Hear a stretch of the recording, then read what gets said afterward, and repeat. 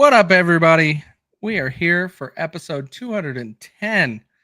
Who would have thought that we would have ever made it to this far? I knew we was gonna make it this far, bro. I knew we was gonna make it this far. Okay, and we're gonna make it even farther than this, even without Rousseau. We got a nice replacement for Rousseau. My man Smoke Pole TV's right here with us. You know what I'm saying? He's just as tall as Rousseau. He's got a real mustache with a real beard. You know what I'm saying? He's fit. And he's also my skin color, so that also works. So he's not going to be making black jokes the whole time against me. I sure. You see what I did there?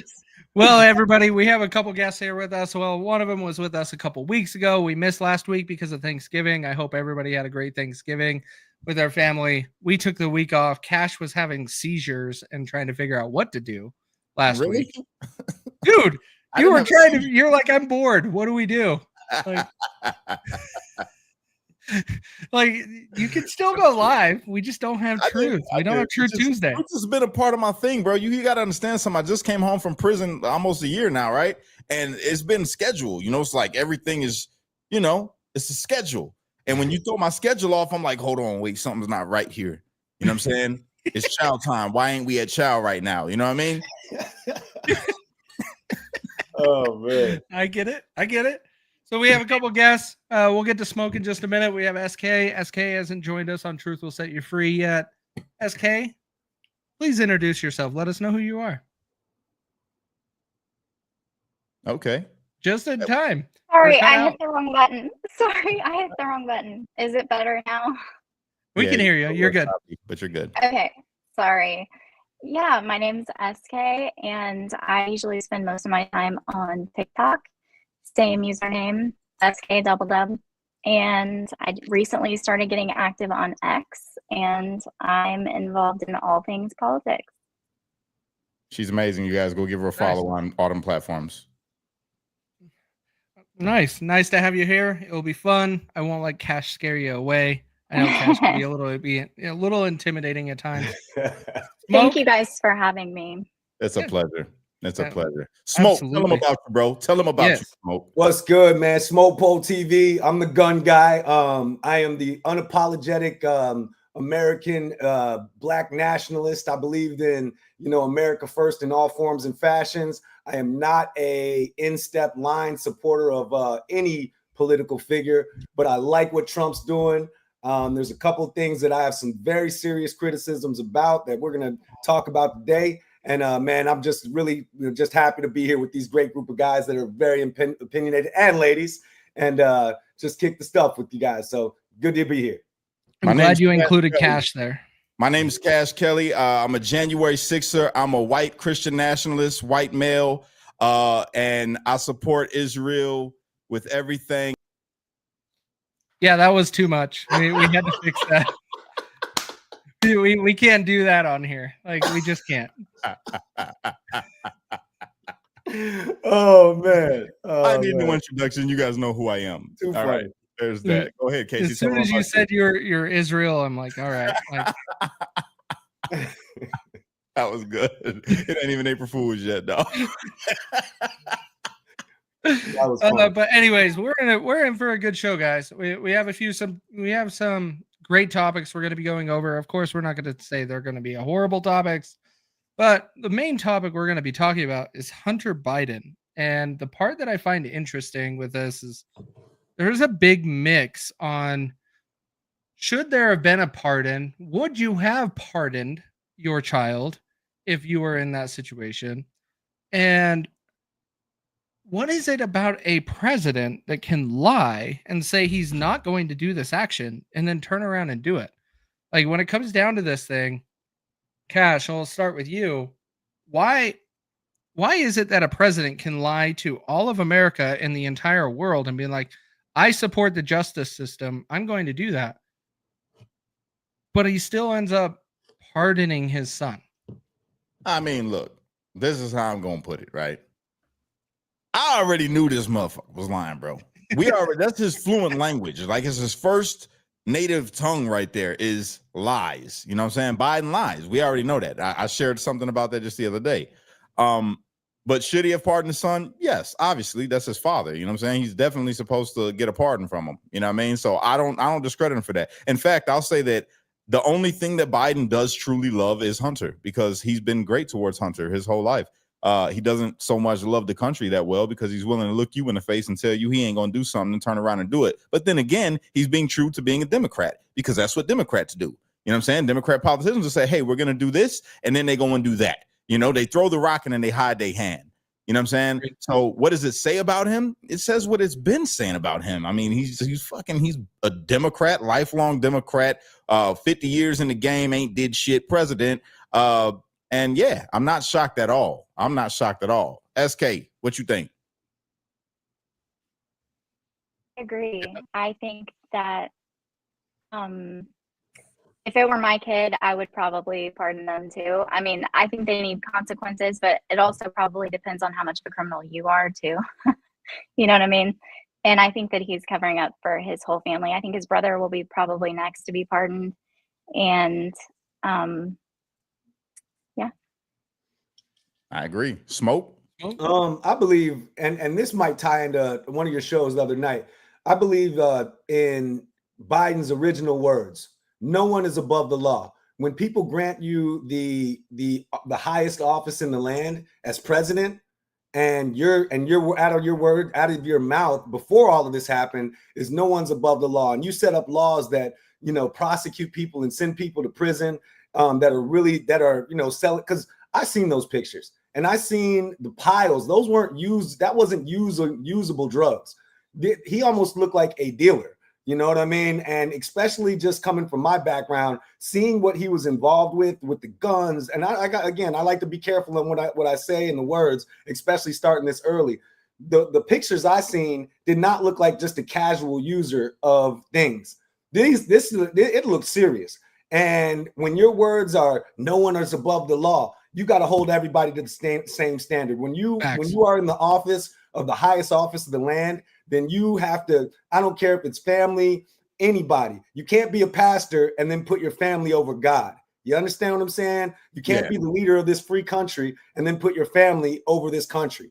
You take an oath to put this country first. And that's what I believe in. I think it's just outrageously, and it's really sickening. I know that SK is going to have some information about this, but I really strongly believe that it has a lot to do with why we're at war right now. And that's the part that I think where my opinion matters so much. Well, you know, here's the thing though. Here's the thing, right? You're supposed to pardon a turkey on Thanksgiving.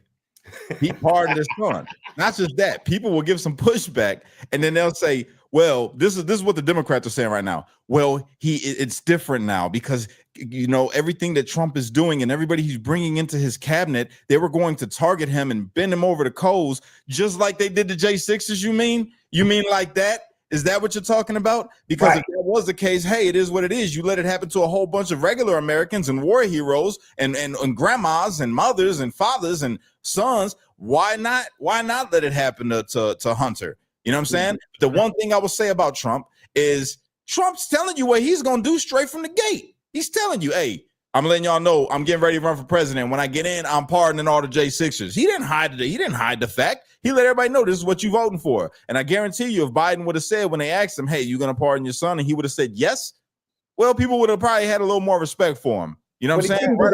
He couldn't do that because they would have tied him directly into this Ukraine conflict that we're involved in right now. He can't do that. But now he's in Kaecey's words. What Kaecey said, he's a lame duck. Go ahead, Kaecey. Yeah, facts. He is a lame duck. Like this is exactly it. Free, thanks for throwing it in the comments. Is we're talking about a president that is doing something. And by the way, I'm going to step back from the word president because it's not him doing this. This is Joe Biden or somebody else in office that is doing this. Joe Biden has no idea what he's signing, what he's doing. It's just happening. So when it comes down to this entire thing, yes, would I pardon my son? No doubt. I see all the libertarians and free and those in the chat that I see you. Yes, everybody would pardon them, their son. And I believe that would also apply Democrats, Republicans, all of the same. However, the problem I have with this, and Cash, you alluded to this on one of your shows, is I have a problem with politicians lying to Americans. You are elected to represent Americans, and you have habitually and thrown it out the window that you don't even care about anything Americans say because you just lied straight to their face and said, I will not. I trust the judicial system. I do this.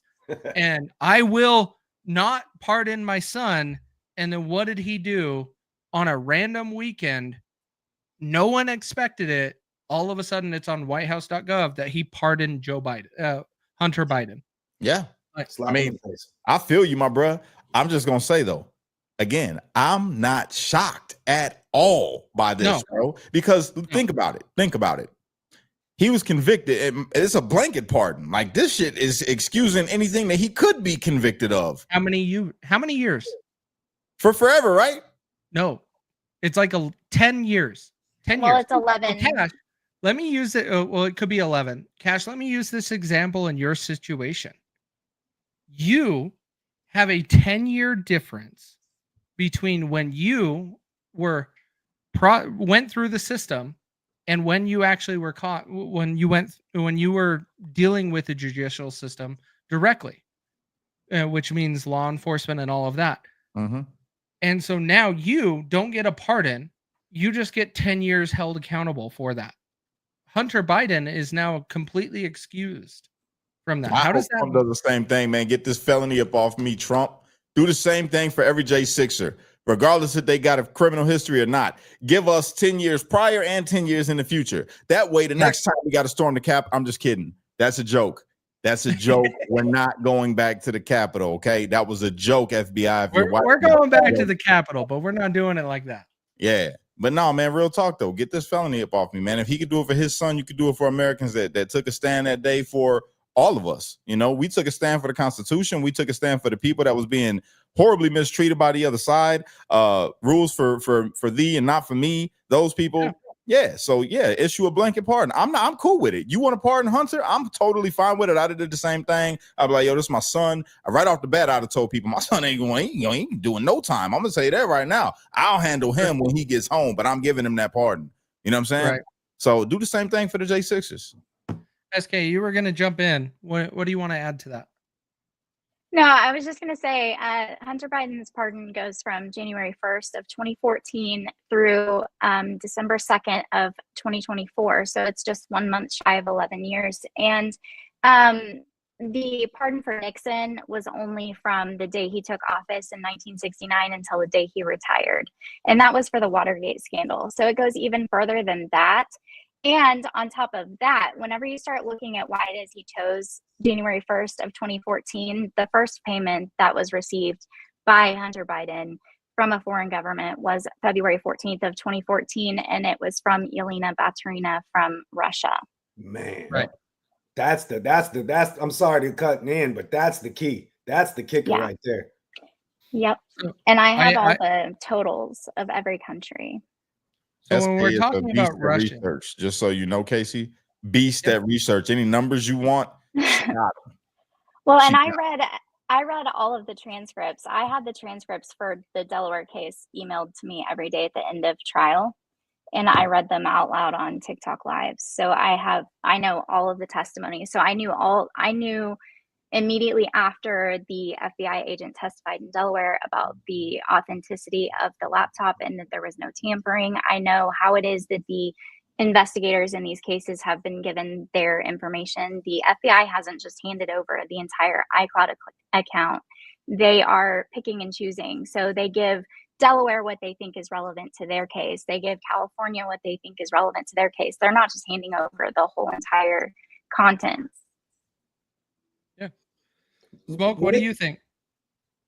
I just feel like, man, what she just said is the whole reason, because now you're talking about American lives that are affected. When we're on the verge and on the brink of, war and people are dying, and you're pardoning somebody at a strategic level to where, all of the corruption, you follow the money, you find the corruption. And when we go to that distance and that time, man, this is where, it becomes something that is bigger than just your brother. It's not you're pardoning your brother for sniffing a little dope or whatever he's doing. It's so much deeper than that. You know, that's what it seems like on the surface value. But when you go further and you start to look into the details of how long that the pardon goes for and how long back it goes for, it makes it so, man, incredibly criminal that we're into this conflict.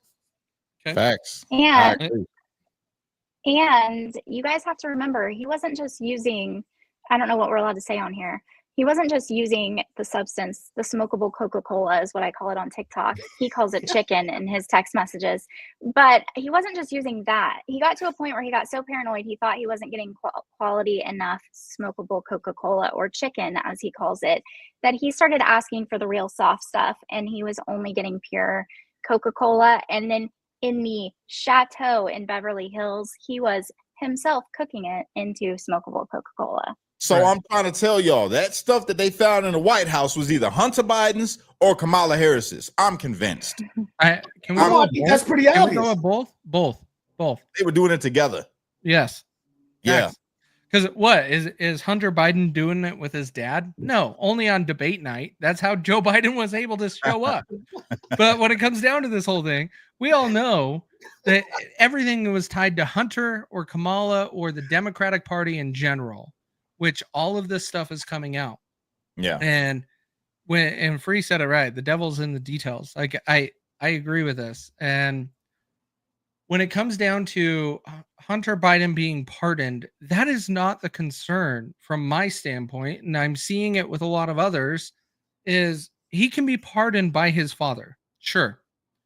But the lying to America by his father, and then the justification of what's going on, the part that I find interesting, though, and I'm curious on all of your thoughts, when we pardon Hunter Biden all the way back to 2014, does that pardon Joe Biden from his involvement at all in receiving payments for Burisma? No. No. And I think, as a matter of fact, it pretty much prevents Hunter Biden from pleading the fifth because he can't incriminate himself. Correct. So that means if he gets called in and he gets called in to testify, he's not going to be able to say, I plead the fifth. He's going to have to testify. So there's going to have to be a lot of pardons coming up because, you know, June 5th of 2024, Congress sent a letter to Garland and Weiss referring Hunter Biden and James Biden for prosecution for making false statements to Congress and perjury. So they haven't picked them up and actually charged them, obviously, because, you know, this government isn't going to do that. But there's going to be more pardons coming. He's for sure going to pardon his brother. His brother is an absolute criminal. The entire family. Comparing the Trump family to the Biden family is, I mean, the Biden family is absolute trash in comparison to the Trump family. I don't see him pardoning his brother, bro. There's no way. If he has pardons his to. brother, He has to. Okay, He but has if to. he does, it's gonna let everybody know what it is, and then they're gonna have no choice. He's gonna be the one that they go after, and unless this is him, just like, you know what, I'm gonna take the bullet for everybody because I'm gonna die one day soon anyway because I'm already old as shit. So it could be that. It could be that. But I'm not sure. And to piggyback with the stark difference between the Trump family and the Biden family, I just want to say this. One family has been a part of the party of slavery for forever. And the other party, who is white, his family ancestry ain't never owned slaves. That's all. I want to point that out real quick. The Trump family has never owned slaves. You heard it right here on Truth to Set You Free from a black mouth. Okay. The Trump family, their ancestry has never owned slaves. Just throw it one more time. Never owned slaves. Okay, go ahead. So when it comes to this whole situation, I love how you guys are picking the extremes. Can I pick one more extreme that we can compare to the Biden family? Where does the Biden family sit compared to the Clinton family? Oh, they about neck and neck. They neck and neck. I still think the Bidens have, well, depending on the hell death. no. See, here's the thing though. The Clintons are actually smart. Like, their crimes are more intelligent and in-depth and bigger as far as that goes. The Bidens are just dumb. I mean, like, real dumb. Like, they could have been making so much more money if they were smarter. The Bidens use white privilege. That's what they do. The Bidens use white privilege to the maximum, where the Clintons is just like, Listen, peasant, you'll never be able to prove that I did anything at all. I don't recall. I think the Clintons have more egregious stuff under their belt. Yes. You know, whereas, you know, I think you said it best, SK, is that like the Bidens are just ghetto.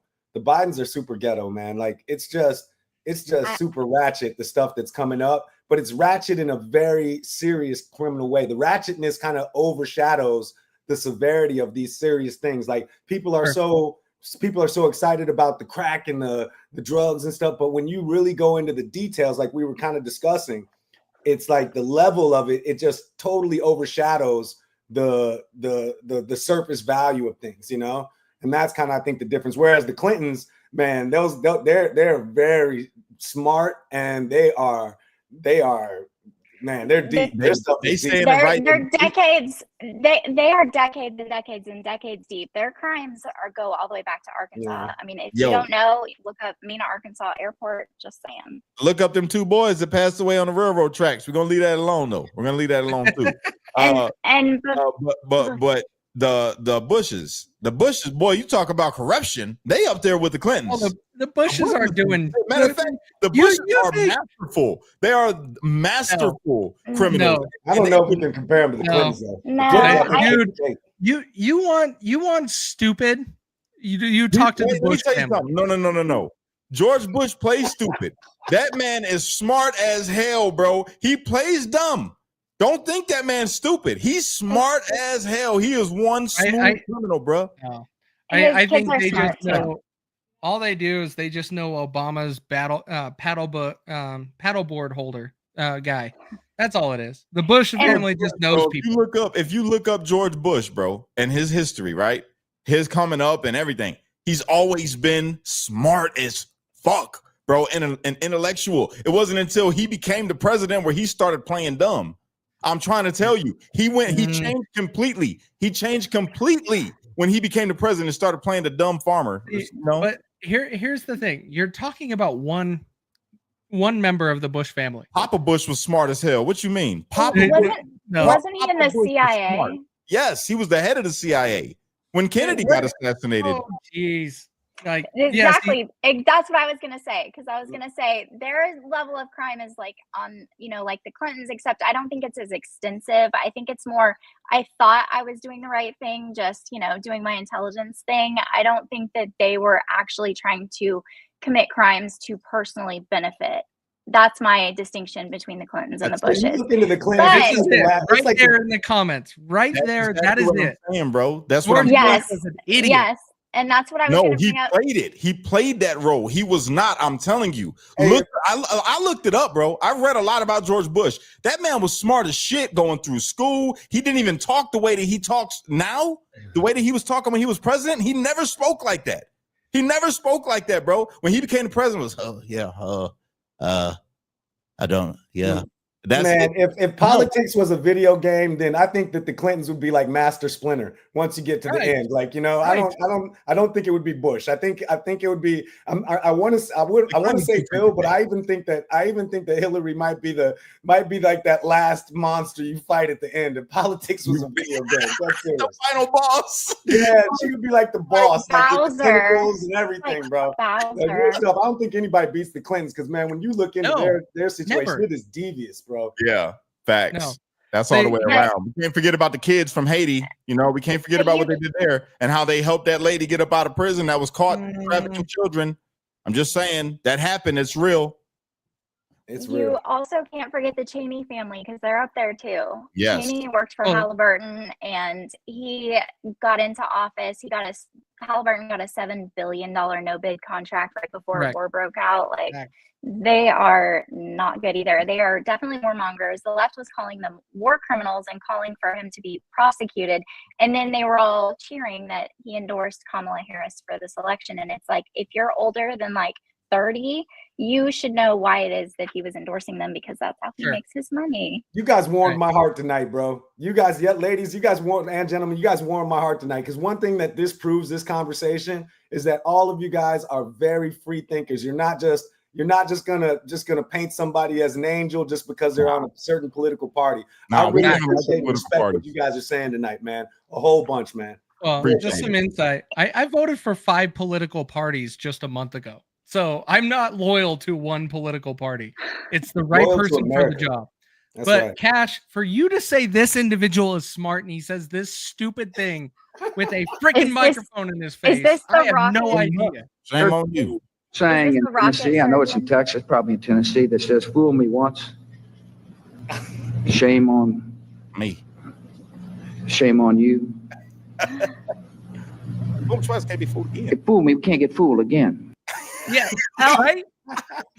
I thought you say this is an intelligent human being? You're playing a role, bro. Listen, Kaecey, I've been saying this. The world is a stage, my brother.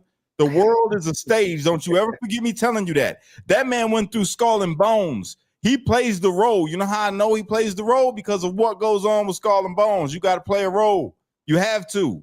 You have your role and you play it. Know your role and shut your mouth. That's it. That's what he did. Al, we cannot add you to He's an actor. No. Yes, I'm telling you, bro. Look up his younger years, and you tell me that's the same George Bush you just seen on stage. Dude, this guy is playing the dumb role like I don't know what's going on. I don't. Hold on, wait, SK. Listen, hold on.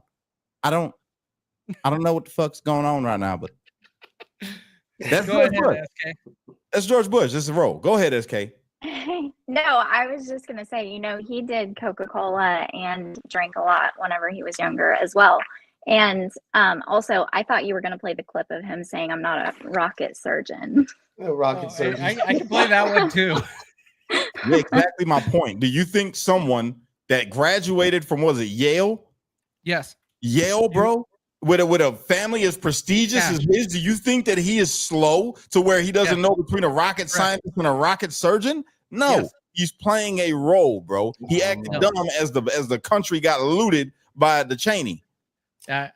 Here's the thing. If 81 million votes can get submitted for a brain dead potato, he's not playing. They put him in that place because he's an idiot. Look what your boy said. Were there? I disagree with Free on this one. Like put it in the chat. Everybody put it in the chat. Do you think that George Bush is playing a role or he's really that stupid?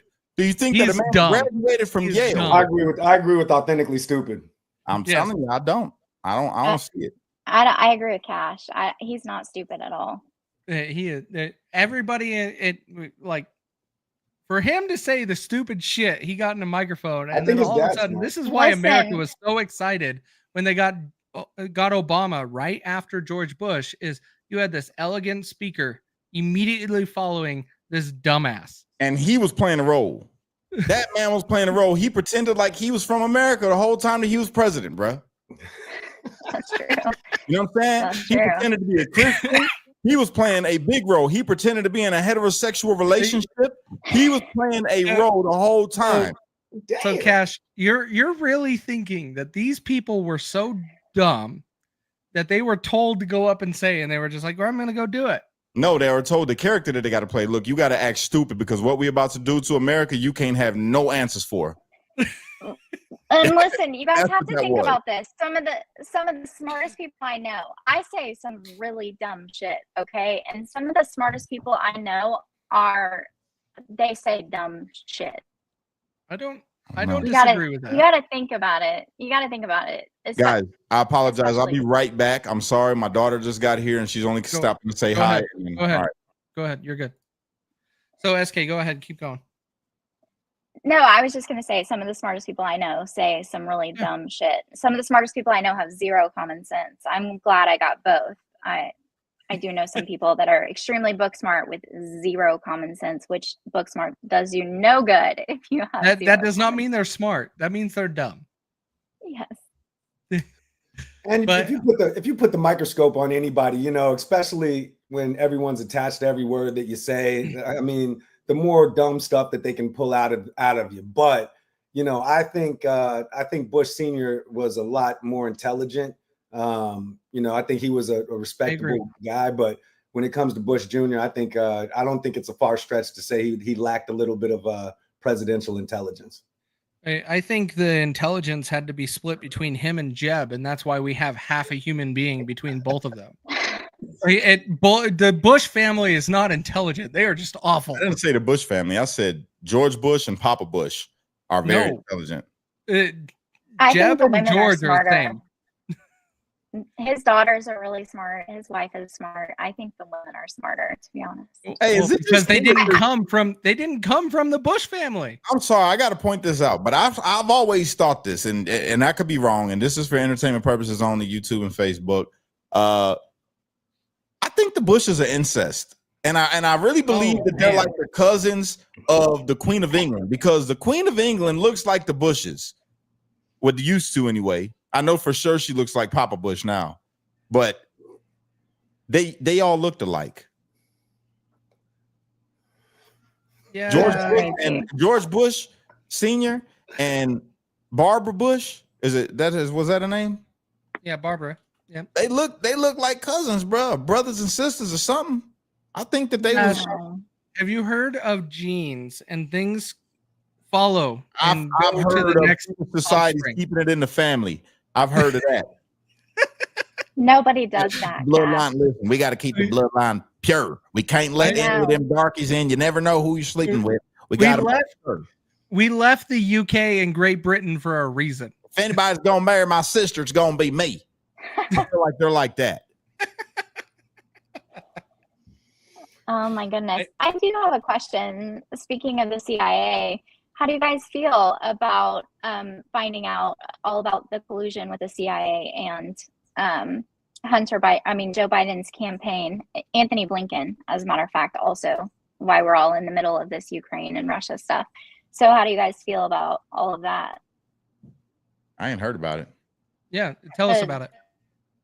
About the laptop stuff with Hunter Biden and how it was all suppressed because the FBI was saying, well, there was a statement that was released 2 days before the debate between Donald Trump and Joe Biden in October of 2020. And the statement said that it was Russian disinformation, and it was signed by 51 former intelligence agents. And then it was sent to Gina Haspel, the head of the CIA, and then to the PCRB, the pre-publication classification review board, to be approved for release to the public. And during testimony in Congress, the guy that wrote the statement said that he wrote the statement with two intents. He was trying to help Joe Biden with the debate with Donald Trump, and he was trying to get Joe Biden elected. And the only reason he wrote the statement is because Anthony Blinken called him, and Anthony Blinken was working for Biden's campaign at the time. So Anthony Blinken is involved in all this. I bet he gets a pardon somewhere because he got Secretary of State. I mean, he's our current Secretary of State. You've got all this money coming in from these foreign governments. You've got the $80,000 diamond, which I don't think it's worth $80,000. I mean, all of these things, the level of corruption in our government, and that's why I followed this so close, is people would say, why do you care about Hunter Biden? I'm like, I don't give a shit about Hunter Biden. I don't care if to be honest with you, I didn't think he should have been prosecuted in Delaware. I think that whole form is unconstitutional. But they charged him with the very least of crimes that they possibly could to make it look like they were actually pursuing justice, because that laptop is completely full. There's 459 documented crimes on that laptop. That's crazy. And it is unbelievable. I mean, mind blowing. And the text messages between Joe Biden and Hunter Biden, and the inappropriate stuff that was going on between Hunter Biden and his niece. I mean, this family is messed up. The money laundering, like there's so much money, like Ukraine is a cesspool of money laundering and like allegedly governmental corruption. And with them being able to, that's why it's just so disgusting, his pardon, because it implicates so many reasons why we're even involved in this conflict at all, you know, like, and why we haven't turned our back and why we're full steam ahead. Now I've heard a lot of like rumor as far as how close we are to, you know, nuclear conflict.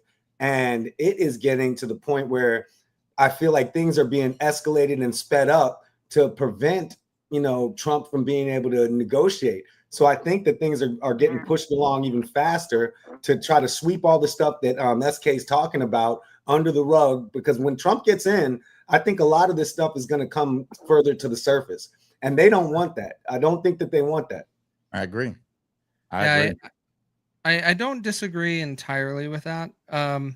Now, I think the system is starting to see that it's falling apart.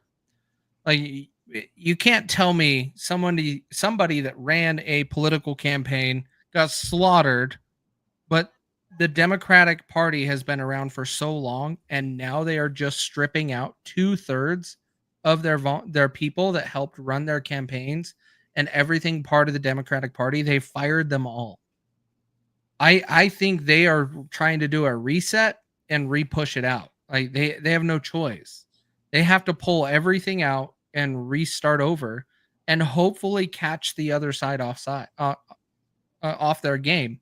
I don't see it happening, but when it comes down to where we are at with the corrupt system, that is where I think a lot of the appointees that Donald Trump has done for his cabinet, I think it was great.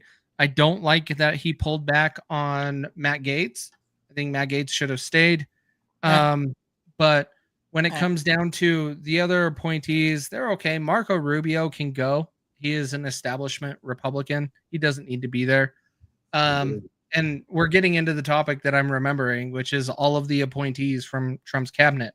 There are so many question marks, but in my opinion, a lot of great people were picked, and it's causing fear. And the latest one is Kash Patel being assigned to the FBI. And how long have we seen these rumors for the last 3 weeks, almost a month at this point, that he is going to be over the FBI? I think that we're going to start seeing people being put in place, and you're going to expose everybody in Congress that is supposed to vote and approve his appointees. You're going to start seeing those people call themselves out. Do you guys see that it's going to be going down that path, or do you guys see it differently? No, I see it exactly like that. I think that each one of these plays is strategic, to be honest with you. Trump ain't no dummy, bro. And we've all learned that. Trump is no dummy, and everything that he does has a purpose behind why he's doing it. You know what I'm saying? That's how I look at it. So all these different appointees, people might have their opinions about it. Like, why is it happening? Why is he picking these people? Maybe it's for that reason. Maybe it's for them to, maybe he's picking them people like the lady that's going to be over, what is it? The medical stuff. The one that was super in support of the jab and super in support of all kind of crazy stuff, right? Maybe him appointing her and picking her is to see what people are, what they're going to do inside of Congress, and all this stuff come to light about all the stuff that she was promoting. I think it's more about negotiations. I feel like it's more about, like, you know, I get RFK if you get somebody that's more, you know, establishment. I feel like there's negotiations taking place. And I think the only reason that some of our senators are switching and kind of pivoting and saying, oh yeah, well, we'll go ahead and support this appointment is because, you know, we've been putting out action alerts saying, contact your senators, tell them you want them to confirm all of these appointments. And people are doing it. Like, in my state, our senators have already started to pivot and say, yeah, we're going to vote to confirm these people. You know, I want to just jump in right here because, you know, there's a lot of people in my community, as far as the gun community, that are really ticked off. They're pissed off, and they look at it a totally different way. In a sense, like, you have Pam Bondi. These are people that were Democrats in 2000. These aren't people like, and if you look at Trump is not just the most solid guy where he's just, you know, he's sitting on this side of the issue. He's a businessman. And when people say he's a businessman, he's not a politician. Businessmen are politicians. So whatever sways business the right way and whatever influences things the certain way is what they typically go with. Now, with that being said, like, this person is, one, a Democrat back in 2000, secondarily was in support of some terrible things as far as like the the Second Amendment, and as far as due process, like the stuff that you were talking about on your last show, Cash, when it comes to due process. This is a woman that they're putting in as an attorney general that believes in skipping that whole process. You know, let's take their guns and then worry about it later. Like, man, this stuff is totally backwards. And when you have a president, now again, I really like Trump, but at the same time, I'm no dummy. Like, I'm not going to just I'm not one of those people that are really into personalities where I'm just a fan of everything he's saying, man, because this guy was not for this. And I believe that the Second Amendment is the foundation of being able to support and defend all of the other amendments and all of the other rights that we have. So when you start playing with that and you put people like Pam Bondi in there, yeah, she's hot. She got a pretty rack. But when it comes down to it, man, I'm in no way support. And all of that negotiation stuff, that just means you're like a wet noodle. You'll be this way if you're in front of these people. You'll be this. And when it comes to gun rights, I am not non-wavering. I feel like, man, when you start jumping into those things, it rubs me the wrong way. So it really concerned a lot of people in the gun community, because we're like, man, it was a lot of us that got you elected. It was a lot of us that persuaded a lot of black people to vote for Trump that was totally against it. But when you get into the details of it and you start seeing what he's been supporting, she was about taking people's gun without due process. That's a lot of what happened with you guys. You know, I don't know nothing about this lady. I gotta look into her. Yeah, I will warn you.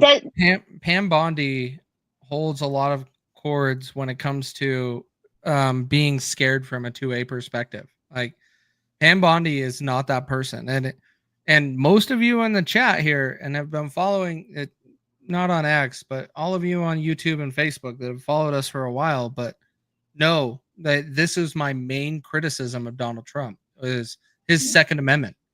He is getting away with a lot because of his son, Donald Trump Jr. Donald Trump Jr., you don't get a bigger 2A guy than him.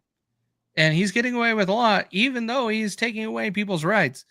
My biggest beef with Donald Trump is the bump stocks. Like, he really took that away, and he just was like, oh, it's not a problem. Sign. If you're 2A, suppressors, same thing. He did the same. He suggested. He hasn't pulled it on suppressors yet. He has. Same with red. But here's the thing, though. Here's the thing, and then I'm gonna let you go, SK. Here's the thing. You have on one side, you got people that want to take away your guns completely. The left, they want you to not have anything but a handgun. Correct. You know what I'm saying, they don't even want that. Exactly. But then you got Trump. You're never going to be satisfied with every decision that's made. But I'll tell you this: I trust Trump more than I trust any of them damn Democrats. And like I said, it's a reason why he's doing what he's doing. And I don't think it's directly tied into business. I believe that he gives a damn about the American people and what's best for the American people. Sure. You know what I'm saying? So there's something that we ain't seen yet that I feel that he will, clarify as time goes on, of why he did what he did, why he picked who he picked, and what's going to happen. You never know. That lady might have stuck. What's scary is what's scary about Pam Bondi is hold fast, real quick, Smoke. Hold fast. I want to let SK go because she's been getting stopped. So SK, and then we'll go to you, Smoke.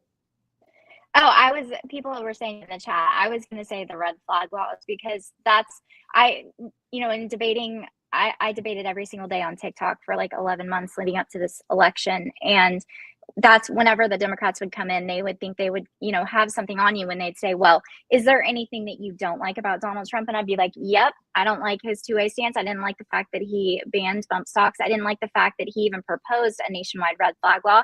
And I didn't like the fact that he was talking about First Amendment rights and the fact that he thinks people should be thrown in prison for burning the flag. If you support free speech, you support hate speech, that means that you have to fight. If you're truly a constitutionalist, I'm a constitutionalist and I'm a 2A absolutist. If you are going to be in favor of the First Amendment, that means you're fighting for speech that you hate. If you're not fighting for speech that you hate, you are not fighting for free speech, period. Facts. Big facts. Go ahead, Smoke. Sorry, go ahead. No, I'll jump in. Go with Smoke. Okay, just wanted to say one thing that's really quick and really concerning about Pam Bondi. She's in freaking Florida. This is the easiest place to be a pro-gun person in Florida. Like, you're not losing rights. You're not losing votes by being pro 2A. If you're in Florida and you're a politician, being pro 2A is like saying, hey, kids like candy. It's like saying water's wet, fire's hot. It's crazy. Yeah. Well, and Pam Bondi concerns me from a red flag laws. Here's where I will give a little bit of a red pill / some where I have converted to where I have voted red for the first time ever in my life. I have never voted blue for president. And the only reason why I voted for Donald Trump is some of the statements that he said, he learned by the people he surrounded him with in 2016 that he selected the wrong people. He picked them based upon their experience and that they're going to come in and everybody's going to work well together. Turns out he still picked some bad people in the government that shouldn't be there. I disagree. You don't? You I don't think he picked bad people? I agree. I don't think that he picked no bad people yet. Let's wait and see. People I said in 2016, in 2016. Yeah, I thought you meant right now. No, okay. 2016. Right. He said he acknowledged he put some wrong people or did not remove them from their position in his last presidency. Yes. Between that and when he got shot in the face was my deciding factor. Is I'm like, okay, I have more trust in you. You learned your lesson and you are most likely to win. I'm going to support that. I'm going to say the people that he picked that people ain't too crazy about, right? I feel you based off of the things that they've said and done before, or things that they may have promoted before back in the past, right? Like you said, in 2000, these people was Democrats, right? True enough, but people are entitled to change. Like you look at Vernon Jones. Vernon Jones came out in heavy support of Trump in 2020. He was a lifelong Democrat and he was from Georgia, and he switched up and became a part of the Republican Party. So people can change and then start implementing things that are common sense. They're like, okay, I'm listening to the people that are my constituents, and this is what they want. So I'm not gonna count all these people out. I wasn't a fan of Rubio. I'm still not a fan of Rubio, but shit, maybe he gonna come out and surprise me. No. You know what I'm saying? And let me correct something, because there's something in the chat that I want to correct that somebody's saying. One of the things that, man, anybody who thinks that Florida's, I live in Miami, you know, have for like the last almost 10 years. Anybody who, in Parkland, when Parkland happened, that was something that changed that county, that changed that district to where there was a little bit of debate, little bit of difficulty for pro two gun people to get elected and that didn't want to do anything. This is where I understand, like, you know, after an event like Vegas and the bump stock thing, like I get it. Some people are not as unwavering as myself and other people, but to say Florida was anything other than pro 2A is like, that's not true. Even after Parkland, the majority of people in Florida, whether it's especially North Florida, the further north you get, the even more it gets pro 2A. You know, down here it's like a foreign country in Miami because you got so many different type of people and cultures. So it has a little bit of sway this the way, that way. But once you talk about the whole state is definitely very, very pro 2A. Even after Parkland. And Free, I'm surprised you're throwing this out, man. Like 2018 is when Parkland happened. So in 2018, 2023 is just when you got permitless carry. Right. Like you can't say that you are not pro-gun when 5 years after that incident, you no longer have to have a permit to carry a gun in Florida. I'm going to ask my cousin. And you shouldn't have to have a permit anywhere. Just Google Google it. I'm going to ask my cousin about how it is down there. You're bringing up a really important point because, see, that's something that Trump supported. Trump had supported, I think it was called, what was it called? It was something where your permit was valid throughout different states, and it was something that he proposed where if you had a concealed, I'm sorry, it's the reciprocity. Yes, the reciprocity. So it was something that, like, he's done a lot of positive things for 2A, but again, I believe that as a businessman does, you know, you kind of sway with the wind. He's not as non-negotiating as me and SK are, where it's like, man, this is what I believe in. Even when bad things happen, this is what I believe in.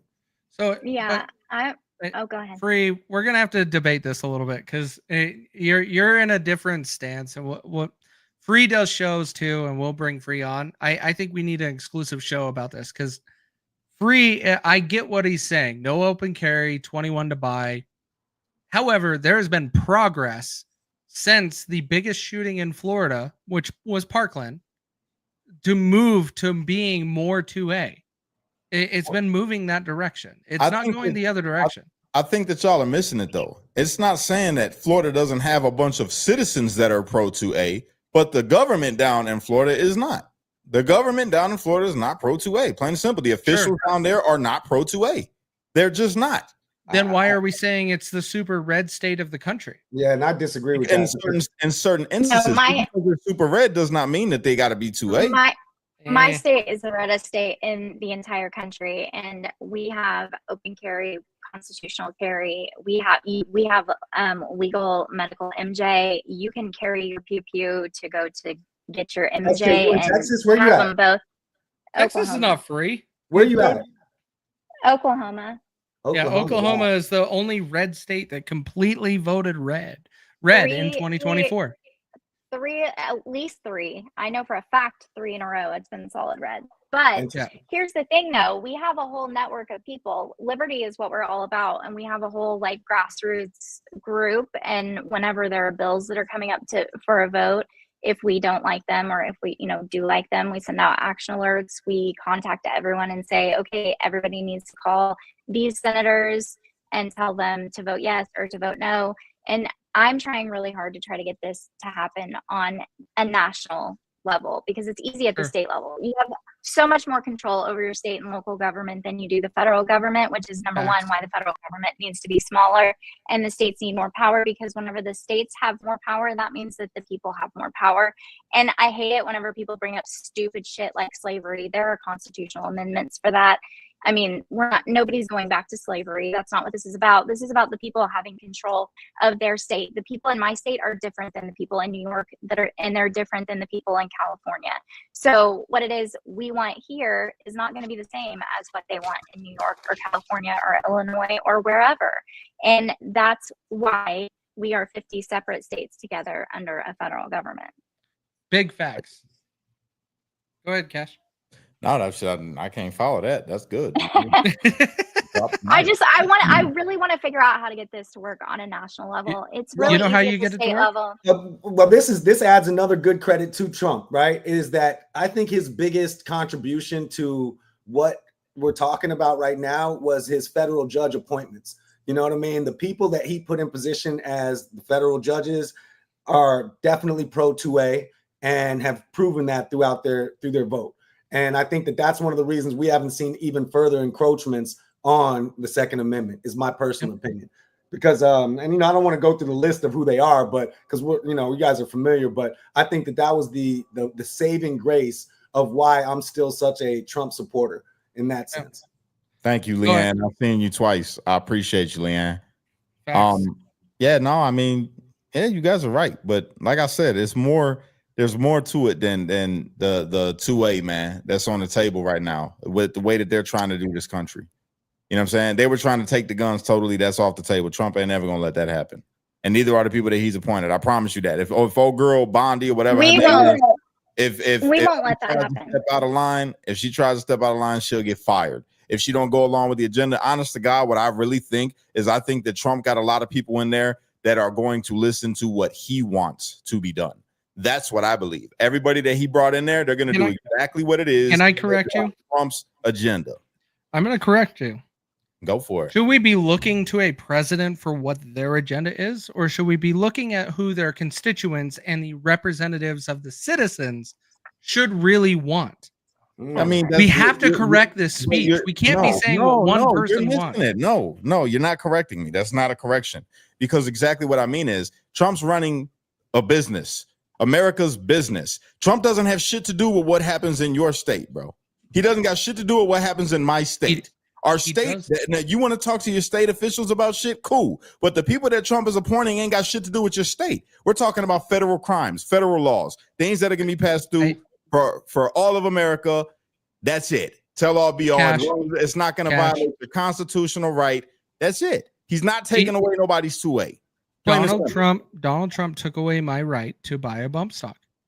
Bro. We got it back. His Supreme he Court, took it away. He took it away. But hold on. Did he take away your gun? This is where the Brunson decision, the Bruen decision. Hold on. No, hell no. Hold on. Did he take away your guns? He took away my rights. Did he take away your guns? Well, Cass, what you're missing is federal law trickles down to the state level. Like, for example, the Bruen decision. Bruen decision allowed everyone to conceal carry in states that were very anti-gun, right? So what happens federally definitely has a huge, especially when it comes to guns, has a huge effect on what happens locally, and you're right. Nobody took the guns, but that's an extreme. That's an extreme. Does it say in the Constitution that you have the right to carry a bump stock? But shall not be infringed means shall not be infringed. There you go. Okay, it wasn't infringed. He didn't take away your gun. He took away the bump stock. Yes. So if they outlaw suppressors, do you believe that's an infringement? No. That's an infringement. That's crazy. I personally don't believe that. Any law. Listen, wait, hold on. This is now you sound like one of the Democrats when they're arguing for voter ID, and they say we can't have voter ID because you could possibly disenfranchise one voter. One person might not be able to exercise their constitutional right to vote if you require voter ID. That's bullshit because you people, not you, but the left in your car and drive on the street. No. Can you put driving isn't a constitutional? Show me where it talks about driving. Can you hang on? Hang on. Hey, man, SK, you're really impressing me right now. I like so, Cash, the part that you're missing is people that are passionate about 2A, myself included.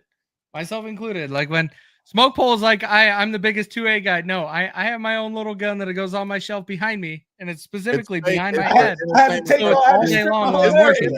But that is not a real gun. Hang on. The thing that you have to understand, Cash, shall not be infringed is written there for a reason. And there is also a reason why it says a well-regulated militia. That does not mean we are going and training an army. That is meaning. What shall not be infringed upon? Your right to bear arms.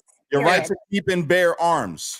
Correct. It doesn't say that you could put whatever modifications on it that you want. Hey, it's like, okay, there is no restriction. If the government has it, people should be able to have it. Okay, do you agree with ghost guns then? Can I? Yes. I agree with all of it. Correct. I agree with all of it. 100%. There should be zero restrictions. You tripping. Man, listen, Cash, let me ask you this. Like, and this is just a basic question. And I'm not trying to pigeonhole you or corner you, right? But let me ask you this. In the states that have the most strict gun laws, right? Chicago, California. The most crimes. Man, the most outrageous. I'm not against guns, brother. That's not what I'm saying. I'm not against guns. We're not arguing about Cash being against. I'm all for you to have guns and everybody. But look at this. If those criminals have switches and they're lighting up everything, right? Then what should the good people have? Whatever we need to protect ourselves. It's to make us equal. That is why. Man, because I don't want the criminal to have the advantage. Me, like, I want to protect my family, and I want to be able to have because I'm not. But here's the thing, though, bro. Here's the thing: people ain't out there vigilante style battling against criminals. Let me finish. I am a self-regulating man. I don't need the government. I don't need religion. I don't need anything to make me a decent human being. When you start putting restrictions on me, then it gives the criminals the freedoms to be whatever they want. I agree to an extent, but I disagree in the sense that where the fuck is everybody at then with all the criminals, all the people that owns all these switches and all that, and everybody talk about they need to protect themselves. Where is everybody at with all the criminals then? Why ain't vigilantes or militias coming together to hit the streets to say we ending crime? I can tell you why. I can tell you why. If you got your carry, or depending on the state you in, you can roll around all day with an AK on your back and walk down the street. And then we will be and then the government will look at us as the criminals. Correct. And that Cash, if you want a perfect example of it, you know this. Look at Kyle Rittenhouse. That was different.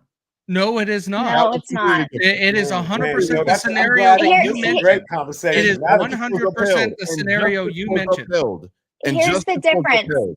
Here's the difference. You also have to remember some states have stand your ground laws. Some states have castle doctrine laws. And depending on the type of self-defense laws in the state is going to be the way that you can defend yourself. So I live in a stand your ground law. Like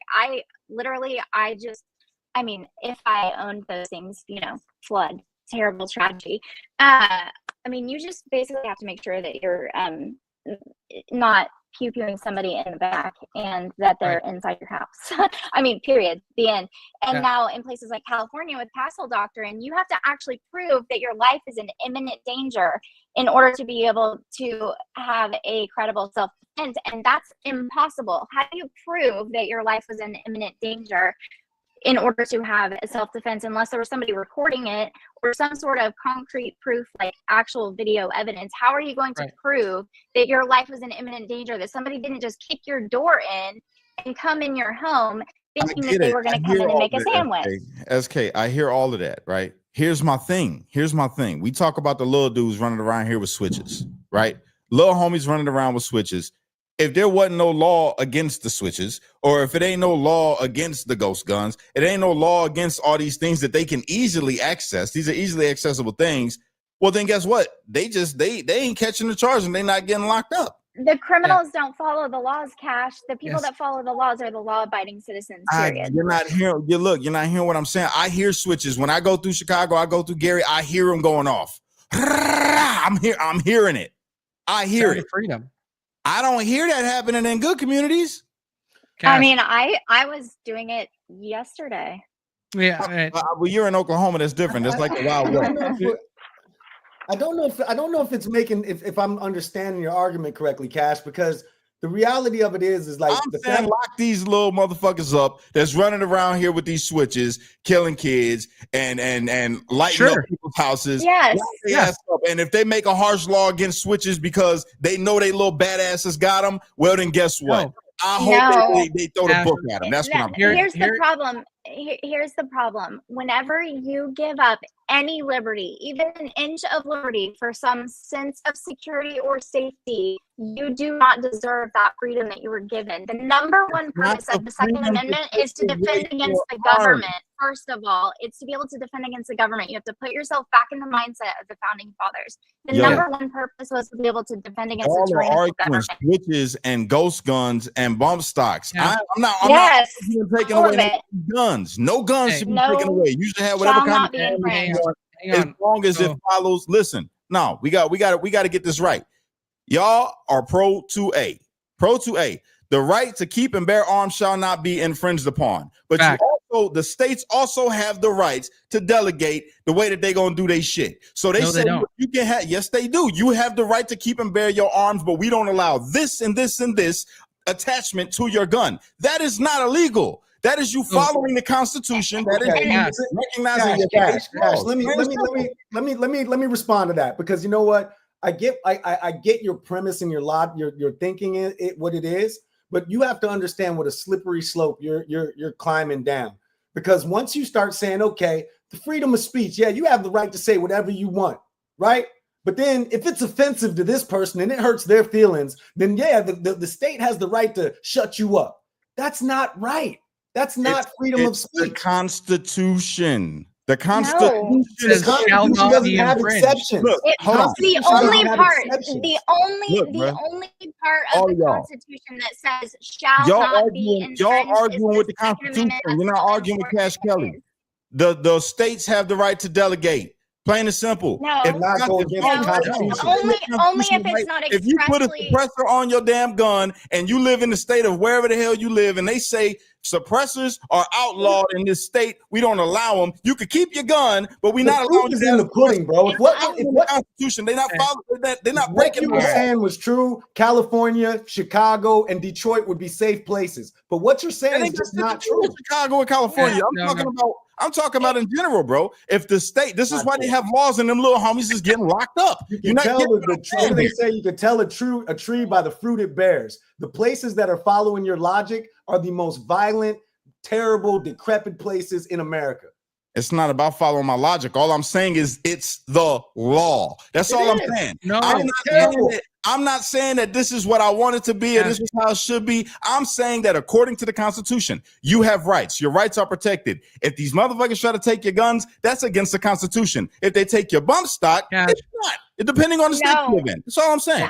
Cash, the states only have the power to control what is not expressly given to the federal government, period. The end. If it is in the Constitution that the federal government has the power to regulate, then the federal government has the power to regulate, and federal law supersedes state law. But hold on, because that's where this argument with the whole migrant thing, and I like to equate it to 2A, and everybody needs to be careful how they argue these points, talking about, just go into these states and round these people up regardless of what the governors, the sheriffs, the mayors, whatever say, because I live in a state where my state if the federal government tries to pass any sort of law where they're going to infringe on my 2A rights, my state will refuse to comply. Our sheriffs will stand in the middle of the road and prevent them from coming into our counties to take any of our guns or to make us register anything or to do any of that. The sheriffs themselves, the mayors, the governors, they will stand in the way,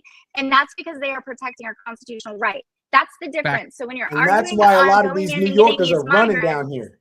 That's why a lot of these New Yorkers and all these people from other states are running to Florida because it's one of the few states that really believe in what she's saying. Right. Well, not like here, like here, but let me tell you that difference is that the going in and rounding up the migrants is different because those mayors and governors are not standing in the way of somebody's constitutional right. Those people that are here illegally don't have a constitutional right to be here. That's where we'll touch on that in a minute, but I will throw out the argument what the liberals are saying and some libertarians are saying. Constitutional rights on coming into our country gets questionable. We don't have a very good established process on what is an American citizen. Because if an illegal comes into this country and has a child, they had an American citizen. Is that right?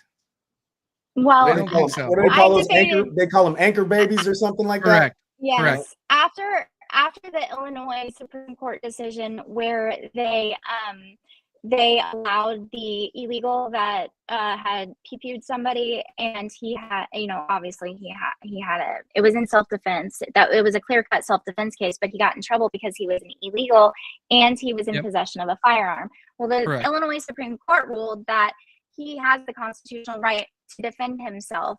Correct. And so he was allowed to keep that. And so I debated this online a lot, and I said we have to be careful how we debate that, because once your feet are on American soil, you get constitutional rights, you get due process, you get those things. But if there is due process already put in place, if the federal government passes a law or Donald Trump puts in an executive order, Congress passes a law, whatever the means is of getting some sort of rule or process on the books legally, then they would have to abide by that, and their constitutional rights are not being violated.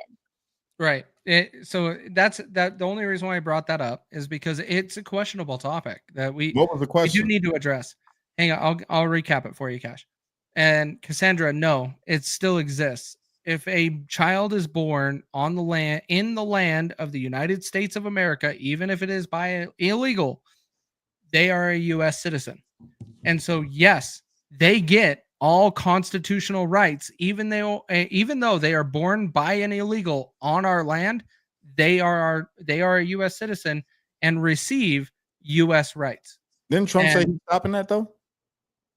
Is he stopping it? He's not empowered to stop it. Yes. He said that he was going to end anchor babies. Here's the thing: can a president end that? No. Yeah, no. It will have to go through Congress. It will take go through Congress. It has no way you are going to get 2/3 of Congress to amend the Constitution for the first time in 30 years to do that and put that in our Constitution. I doubt you will. Unrealistic, man. That would be. I don't know. I think people have had their feel, bro, with what's going on with illegal immigration and the things that's been going on down on the border and all the different states that's been affected. Doesn't matter. I don't know.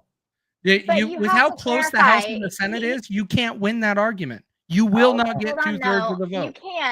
You can, because he's not just trying to end anchor babies, period. He's not trying to end birthright citizenship, period.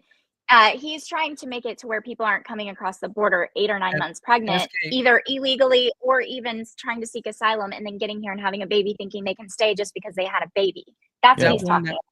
That will never change at the swipe of a single person making that decision. That's the point. No, I don't think it will. I don't think it will either. But I think Congress could pass something. That's going to go through, bro, because you have Democrats and Republicans pissed off about this whole illegal immigration thing, bro. No, not 2/3 of the vote. This shit over the last 4 years, people are fed up.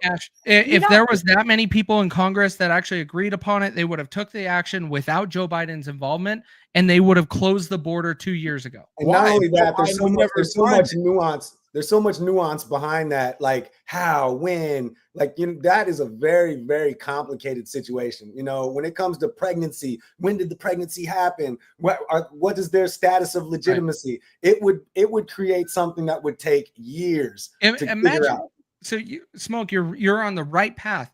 We can't even solve abortions, for God's sakes, let alone all of the complications of an illegal citizen coming into this country. Being born, Wait, hold on. What is abortion has been solved? What are you talking about? Abortion it's not solved. What is solved? What is left solved? It's not solved because every state doesn't have an established process. That is so now you're going to argue. Are you going to argue to A and say that these states that are putting any restrictions on it at abortion is not in the. You just argued. No, SK. You got to be logically the part that you're talking about. Argued. No, the part that you're talking about is already established in the Constitution, and it is a federal right. Where? Second Amendment is established. I thought you were talking about abortion. No, I'm using what you said. It would be used as a 2A thing, but no, it's in our Constitution. Show me in the Constitution where abortion is mentioned. It is not. It's not. So it goes back to the states, like what you're referring to. Exactly. So the part that I'm also emphasizing, the states that don't have a process, they are looking at the federal government for a decision. They don't have an established process. They want the federal government to make that decision. Every state has a process. Every single state. They don't. Every state yes, they do. Every single state has a clause in it for when it comes to immigrants and asylum. Every single state. Every state. And every single state has a process. And also on top of that, the federal government, with the Unborn Victims of Violence Act of 2004 that was signed by Bush, the dumb one. He, in that Unborn Victims of Violence Act, that's where you can charge somebody with 2 murders if you kill somebody, but it also protects women. You cannot charge a woman with having an abortion, period. And that's federal law in the Unborn Victims of Violence Act. So you can't arrest a woman or charge a woman for having an abortion. So the point that there's no debate. The part that I was making with this is you can't insert something that is not in the Constitution and say it is a federal decision. Correct? What? Like you guys agree? Everybody agrees with that? No, what'd you say? I didn't catch it. Say it again. So you cannot insert something that is not in the Constitution and say it is a federal decision. Right. It's a states' rights issue. It's solved. Exactly. It's a states' rights issue. Let the states handle. Where it should be. That's where it should be. 100%. We all agree, right? Yeah. Everybody agrees on this page. You can't remove it either. Correct. That's the other thing. You can't say that all of this is a blanket statement. You have to start looking at it. And we got to this a little bit earlier, and we've been going on this topic for a really long time. So we're going to jump to another one here in a minute. But when it comes down to this entire situation on 2A, it is in our Constitution. And that means every state must abide by it. Every state. I don't care what your state constitution says.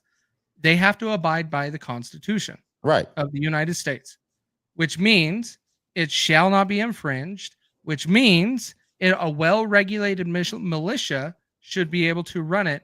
What that means, if you go back and look up how the Founding Fathers set it up, it is anybody that is prepared and has a gun is capable of using that gun. That is all a well-regulated militia means. It does not mean you have to be part of an army. It does not mean any of the stuff that people think. Now, when you start to say why we have the Second Amendment, we have the Second Amendment because of tyranny and a fear of tyranny and to be able to go against the government. And so we have to be equal to those evil individuals running tyrannical governments against us.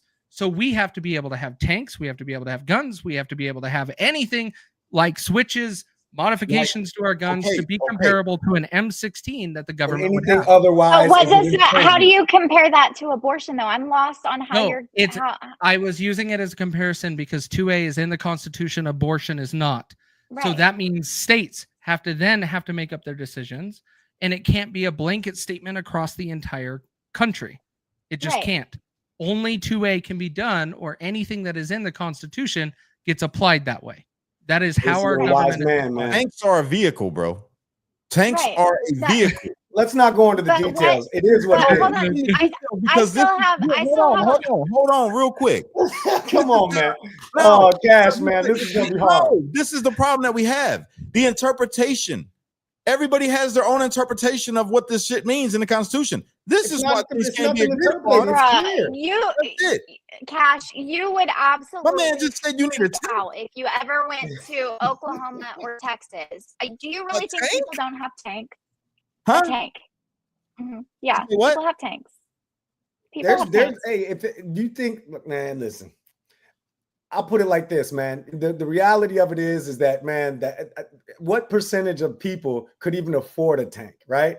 I believe if somebody can afford it, then okay, go ahead and buy it. You know what I mean? But you know, I just don't think that the criminals out there with the switches are going to be over there in the price range. The ones with the tanks, the drug dealers. The drug dealers can't afford a drug dealer. Can't afford a tank. My homeboys made $1 million when I was 16 years old. $1 million won't get a tank in the summertime, bro. $1 million won't buy a tank, bro. Look, I'm just saying they didn't even try. They didn't even try to make the mill. I'm not. It just happened. So we could get this new cyber tank rolling on the Here's the thing. When it comes to a tank, Cash, all you need to do is identify as a Ukrainian and you get handed any military weapon that you want. Now we agree. Yes, I want Smoke to be able to have a tank.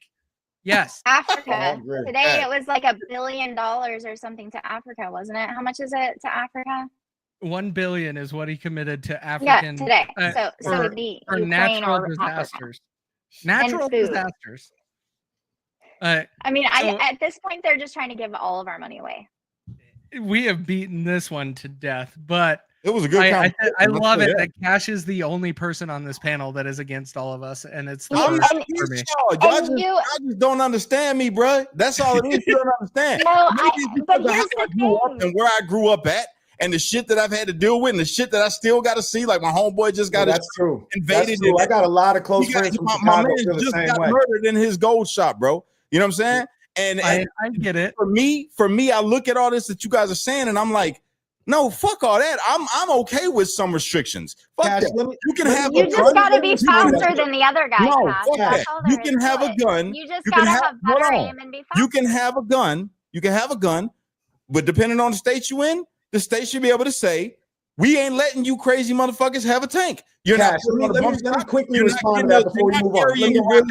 You cannot have a rocket launcher. Cash, let me quickly respond to that before we move on, just really quick, because I have a lot of friends from, I think you're in the Chicago area, right? You're in the Midwest, right? And a lot of my close friends are from Chicago, and ever since I started like the GunTube channel, you know, I've gotten a lot of different mixed emotions from them, right? Because I mean, they grow up to a significant amount of illegal gun violence. So with that being said, one of my guys who's a realtor from Chicago, right? He's like, man, the gun laws have gotten so bad that I can't even go to certain neighborhoods because the criminals know that I can't even carry. So the criminals look for people like me that pull up in their little BMW, they're dressed nice, and I'm with my client, and they're getting robbed consistently because the criminals are targeting these people. You see what I'm saying? So when you get it, man, so how are you not defending yourself? I'm okay with the 2A. Everybody should be able to carry a motherfucking pistol, AR-15, an AK, whatever you want to carry on your back. You can carry that shit. But I think that Chicago needs harsh ass laws on switches because let me clarify. Let me rephrase this. If you are registered for your accessories, how about that? You got to register for these accessories instead of registering. No, they're going to send the ATF to my house. That's the one thing. Hold on, let me finish my goddamn thought. You can have a gun, big ass gun, cannon, whatever on your back, right? And you don't got to register that. You have the right to bear your arms, right? I agree, 100%. But if you got any of these extra ass accessories, we want to know about it. That way, then that makes it fair because it's all. I don't see no regular citizens out here with shooters running around shooting people down and shit. I see the homeboys out there that killed that police officer. I see them the ones that's carrying switches that ain't registered, got guns that got the serial numbers carved off of them joints. I see them the one that's got the 3D printers. They put that dope money into getting 3D printers and creating ghost guns. You know what I'm saying? Fuck all that, Good bro. luck with that. Good luck with that 3D printer and that ghost gun, and go see how much damage that's going to do. You might be lucky to get it to shoot one freedom seed. You're out of your fucking mind. SK, don't SK, I like But- SK. No, I like how you But do hold that. on. No, The first that's a lie. agency that These should be dudes got abolished some is shit the that is ATF. it's a fucking Uzi, and the shit works, and it's a ghost gun. Gosh, It's no. come out clear, bro, and your ass. Dude, I'm telling you. Dude, I think you're getting mixed up talking about Century H2O and clear water, and then now you're talking about man, guns y'all 'cause- just Kaecey, you can't even identify with this shit because you live out in fucking Jerusalem somewhere, bro. You don't live where I come from. You don't know what I'm fucking talking about. What? And people Am I that's wearing a know yarmulke? exactly what I'm talking about, bro. No, Cash, I get what you're saying. Here's the part that where we differentiate this entire thing. You are talking about scenarios that people are doing illegal tasks to modify their weapons to be able to get what they want. You cannot buy today off the shelf any American. No American can go and buy a fully automatic gun. Right. You are talking about somebody that is doing an illegal task in modifying their weapon to fire the way it is. But I Let agree me- that people should be able to buy fully automatic guns. Do you? Yes. You Then what's can the buy. difference? You can. You Just can. see, You that's just have what to I'm go through saying. You're fucking not extensive listening. background You're not checks. Like listening to you me. can have fully automatic. It's just the government knows exactly what you have, and you've been through extensive No, background checks. You and cannot buy a fully And it automatic. happens in every so- state. Yeah, it you happens so can. rarely. Pre 1980. Yeah, you can. And it happens so rarely that it's almost insignificant Yeah. to talk about. Yeah, you can't. You can. can say one person does it every 365 days. That does not mean it's freedom and part of the American statute. You just Look, can't. man, y'all just don't understand what I'm saying. The point, That's- I think, let's keep moving because that communication here. I think everybody's kicked their point of view on this one, and I don't think that there's going to be a There won't consensus. be. There won't be. But it's okay. I love I'm just multi- gonna admit. It's nice that Cash is on the one side. Usually it's me. Usually I'm the one that everybody picks on. So Hey, it feels good tonight that it's at least Cash. So I ain't getting Cash. I'll whip your ass. I don't think I've ever picked on Cash. I think that's the first time I've ever picked on you, Cash. You ain't picked No, on me, girl. You tried it.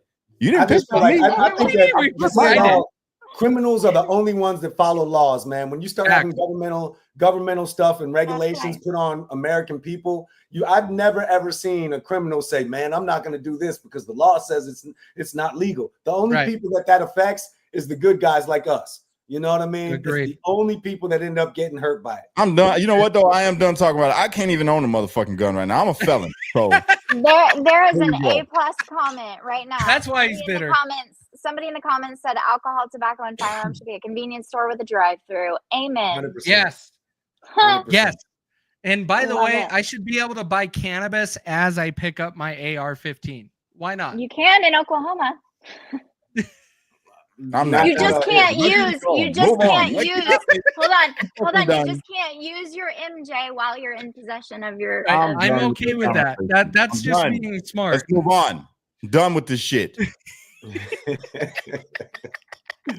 Hey, Love you, Cash. unless you're Biden, Hunter Biden uses the nose candy, the pistol, because that's one of the pictures that's not circulating. That's what I've seen before. I've seen a scale. I've seen a picture with a scale, a nice pile of I nose can show candy. you. You want to see it?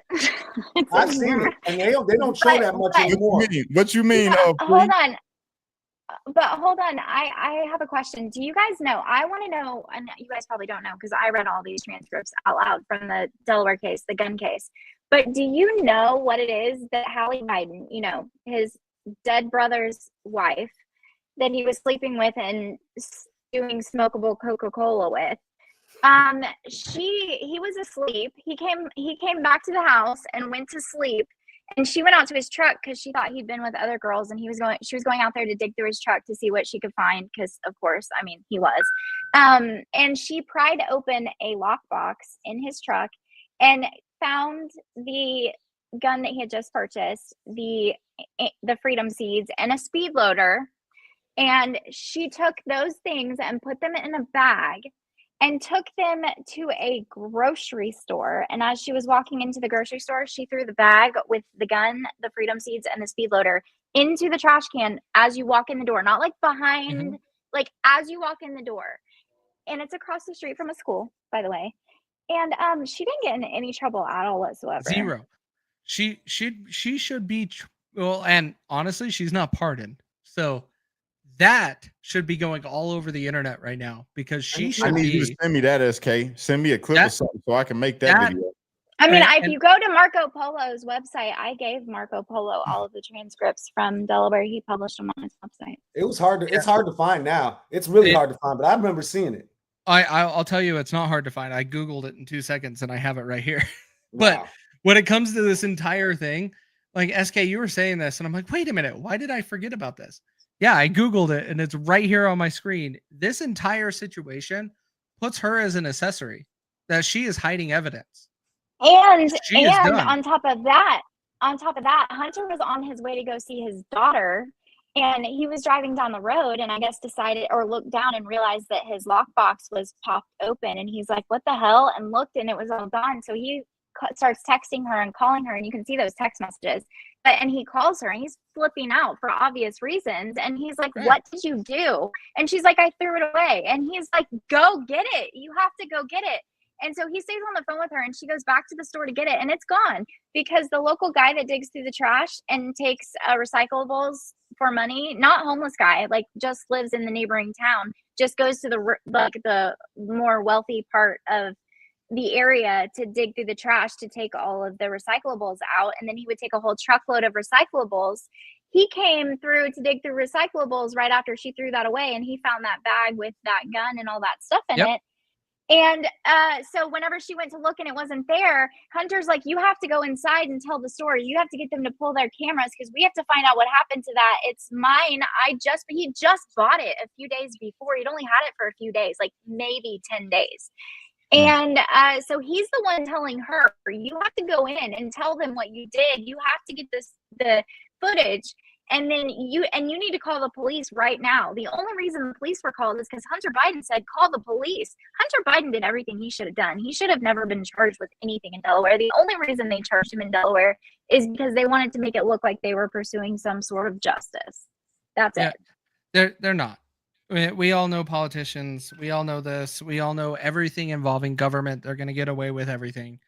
This entire thing, as we started the show off with Hunter Biden, we all knew he was going to be pardoned. Joe Biden said that he won't, but we all knew it was a lie. Every single one of us. There's not a single person. And so I find it very surprising. Praised him. Calling him a hero. See, he loves justice. He's just an exemplary man, isn't he? He's just an example to the nation. That's what they were saying. What we have today, he didn't hold up to a single thing. Very similar to Kamala stealing Trump's no tax on tips and everything. We have the Democratic Party falling apart right now. And that's the part that we want to highlight with this is the corrupt system on one side is starting to fall apart. The other side, the right, I think started to cave during 2016 to 2020. It didn't really get the full effect. COVID causes some problems, but I think with the people he put in cabinet, minus a couple that I have some questions about, we are on target to actually start cleaning house. And I'm hoping it happens. But we won't know until it actually starts happening, right? So we're going to find out in the coming years, January 20th. We're going to segue into the next topic real quick because it goes real smoothly. Speaking of trying to take some action and getting things done, you have New York calling Donald Trump already, and he's not even president, trying to figure out how they handle the border. You have Kathy Hochul, the governor of New York, and you have Eric Adams, New York City mayor, calling Donald Trump, being like, help us with all these illegal migrants. How do we solve this? What do you think about this, Smoke? Well, no, before you go, Smoke. Hold on, Smoke. Before you go, geez. Hey, Kaecey. New York's calling Trump to ask for some help with illegals. Yes, that's like unheard of, isn't it? It's like there's a reason why. There's a reason why, and it has a lot to do with Florida. It goes with the topic that we were just talking about they wouldn't sign something that said you can't have anchor babies. I wouldn't say that. I think that if that liberal ass place would call on Trump, that Well, all the hold on. liberal There's a places reason might why. call on Trump. There's a reason why. Because you know what? It's something that, you know, Governor DeSantis did, and he jumped off, is we started sending them right up there, sending them right to the front yards of all of these politicians in New York and all of these politicians in all of these liberal cities. And then they start realizing that it's a real issue. Until and see, that ended up being called racist, that ended up being called all kind of things. But the reality of it is until it's on their front yard, they didn't give a damn about it. And I think that was one of the best things that we have done as a state in Florida is, hey, we put them on buses, send them right up there to their front yards, and then they'll start realizing that it's an actual real issue. Agreed. Yeah, I agree. And the United States should have been learning from Europe a long time ago. Europe's been trying. You can look at Europe and see what's happened in Europe over time. Even back in, like, what was it, 2014, whenever that dude had the bomb on the train in France, I think it was. Sure. They were, France and the UK and Italy, all those places were talking about, you know, illegal immigration and the influx of migrants into the area and the problems it was causing way back then. And we've just continued to go down that road. It's almost like we looked at them and said, oh, look at the problems this caused. Let's do that, because that's Right. exactly what we've done. When we can be learning from Europe and see what's happened and then not do that. I will caution you from learning from Europe, but we can actually just take a little bit of what Europe You know is what doing. I mean. Maybe let's ban red dye 40 and let's start working on some of our stuff. I'm good with that, but let's not take that too far, please. I'm so excited because I have always called myself a crunchy Republican because I've always been a little, you know, on the crunchy side. And now it's cool. And I'm like, this is amazing. And let's get rid of all the people that are putting our countrymen in debt. Is that what you mean, Kaecey? Well, we're not going to talk about that. You want to derail this entire show? Like, we're going to start talking about $36 trillion of debt and how our government is evil, and it has been running like this since 1912. And it's all about priorities. It's all about prioritizing people that other than us, and I think that might segue into something else like that. But when your priority is no longer the American people, when those are the first, when American people become secondary and just on the back burner, then man, it can cause such a domino effect of other problems. It's like, that's why I'm an American first. No matter what, we have to reprioritize and shake these people's heads and say, hey, look, wake up. As long as we're under bridges, as long as our veterans are under bridges, as long as our people are starving in the hood, as long as, like, the people that built this country, whether they're black, white, Latino, no matter what color they are, put Americans first, man, no matter what. Okay, so real quick, not to change the topic, it kind of goes with it as a segue. It's just a simple yes or no question that I want from everybody. Just a simple yes or no. I'm gonna call your names. Okay. This is the question. Do you support reparations? Smoke. Absolutely. SK. No. Kaecey. I have to clarify. You're saying reparations from the government? See, no, I have to know where it's coming from.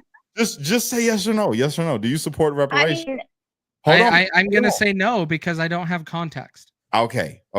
Well, the reason why I asked this question is because a post came across my screen via SUNY Blanks from a year ago, almost a year ago, January 2024, of New York securing a whole shit ton of money for Holocaust survivors, giving them reparations.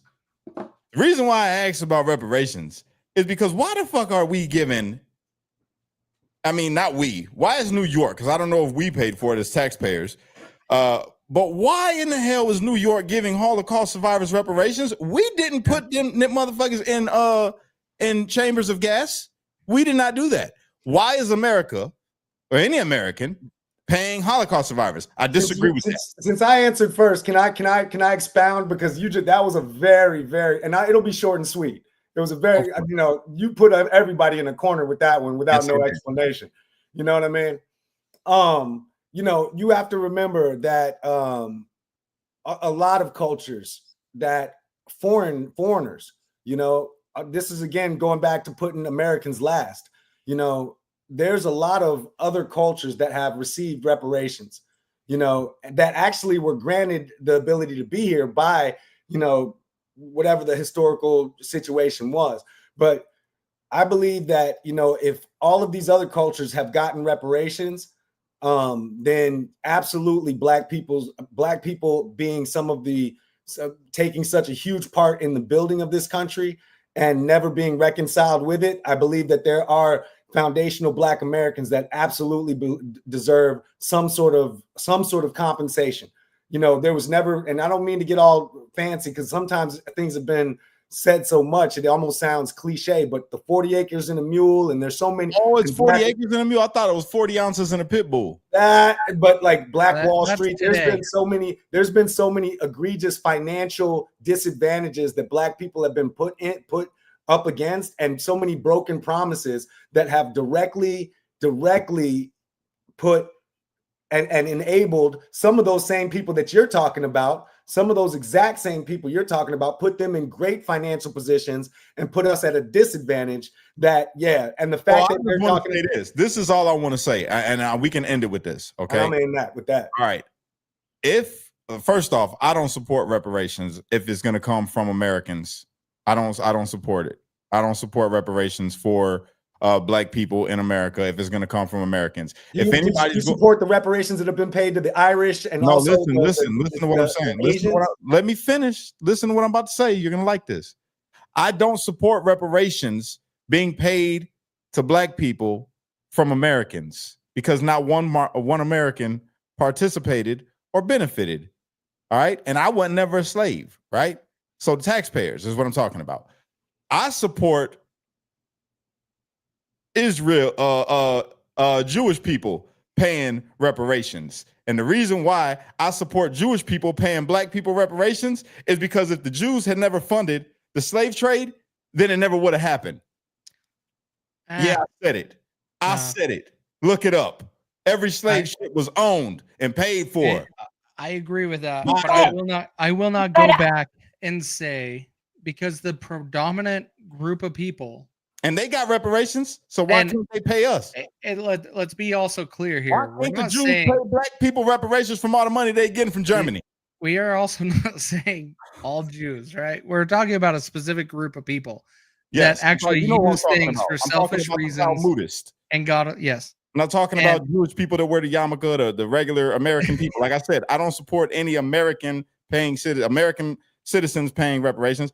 I support the Talmudists, the wealthy elite that run the worlds today. I support them paying reparations to Black folks, Puerto Ricans, Jamaicans, Brazilian, money, Irish. The Irish, I support them paying the Irish. I support them paying the English that came over on the slave ships because all this is a fact. In the 1600s and the 1500s, they came over on slave ships with Black folks. Before Black folks was on the slave ship, as a matter of fact, it was the Scottish, the Irish, and the English and the Portuguese that was being pushed around in the slave trade. And then they came and, they grabbed the Black people. So I support all of them. Cash, what you're missing out on is a lot of the cultures that you just mentioned were paid.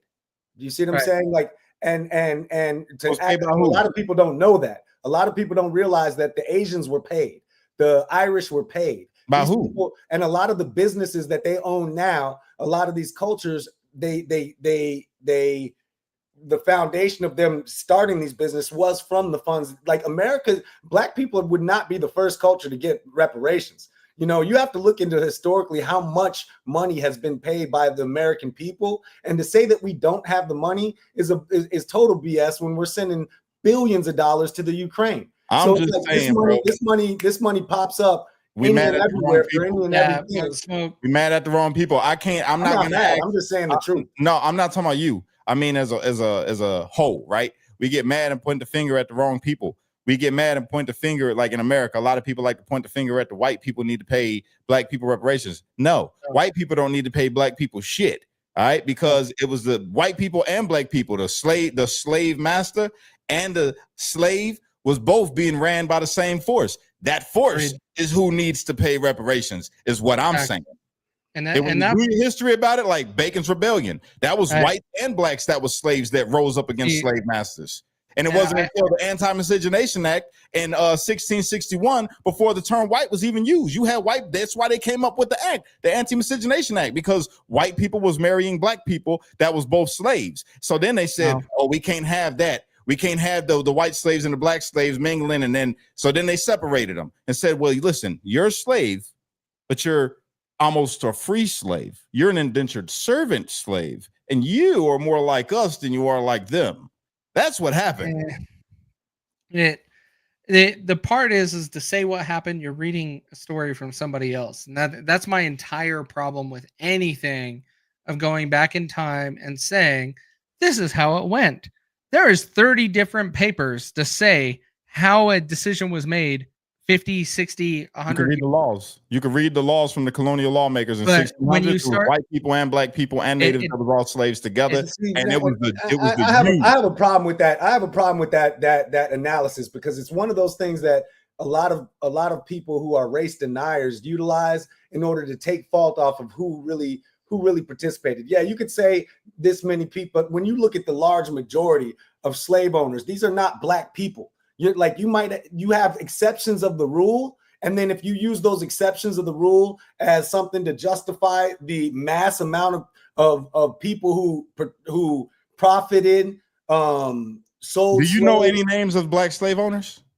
No, but I've been to the posts where the hooks and the hooks are still in the wood in Louisville. Do you know about any of the white slaves? Let me finish, because you asked an important question. I don't know the slave owners' names, but I've seen the wood and the posts in which these people were locked onto, and that they still are there, like that the screws and the nails that they were there are still there. Like I've been to those places where they were sold, and then on top of that, let me finish this. On top of that, we're not talking about a long time ago.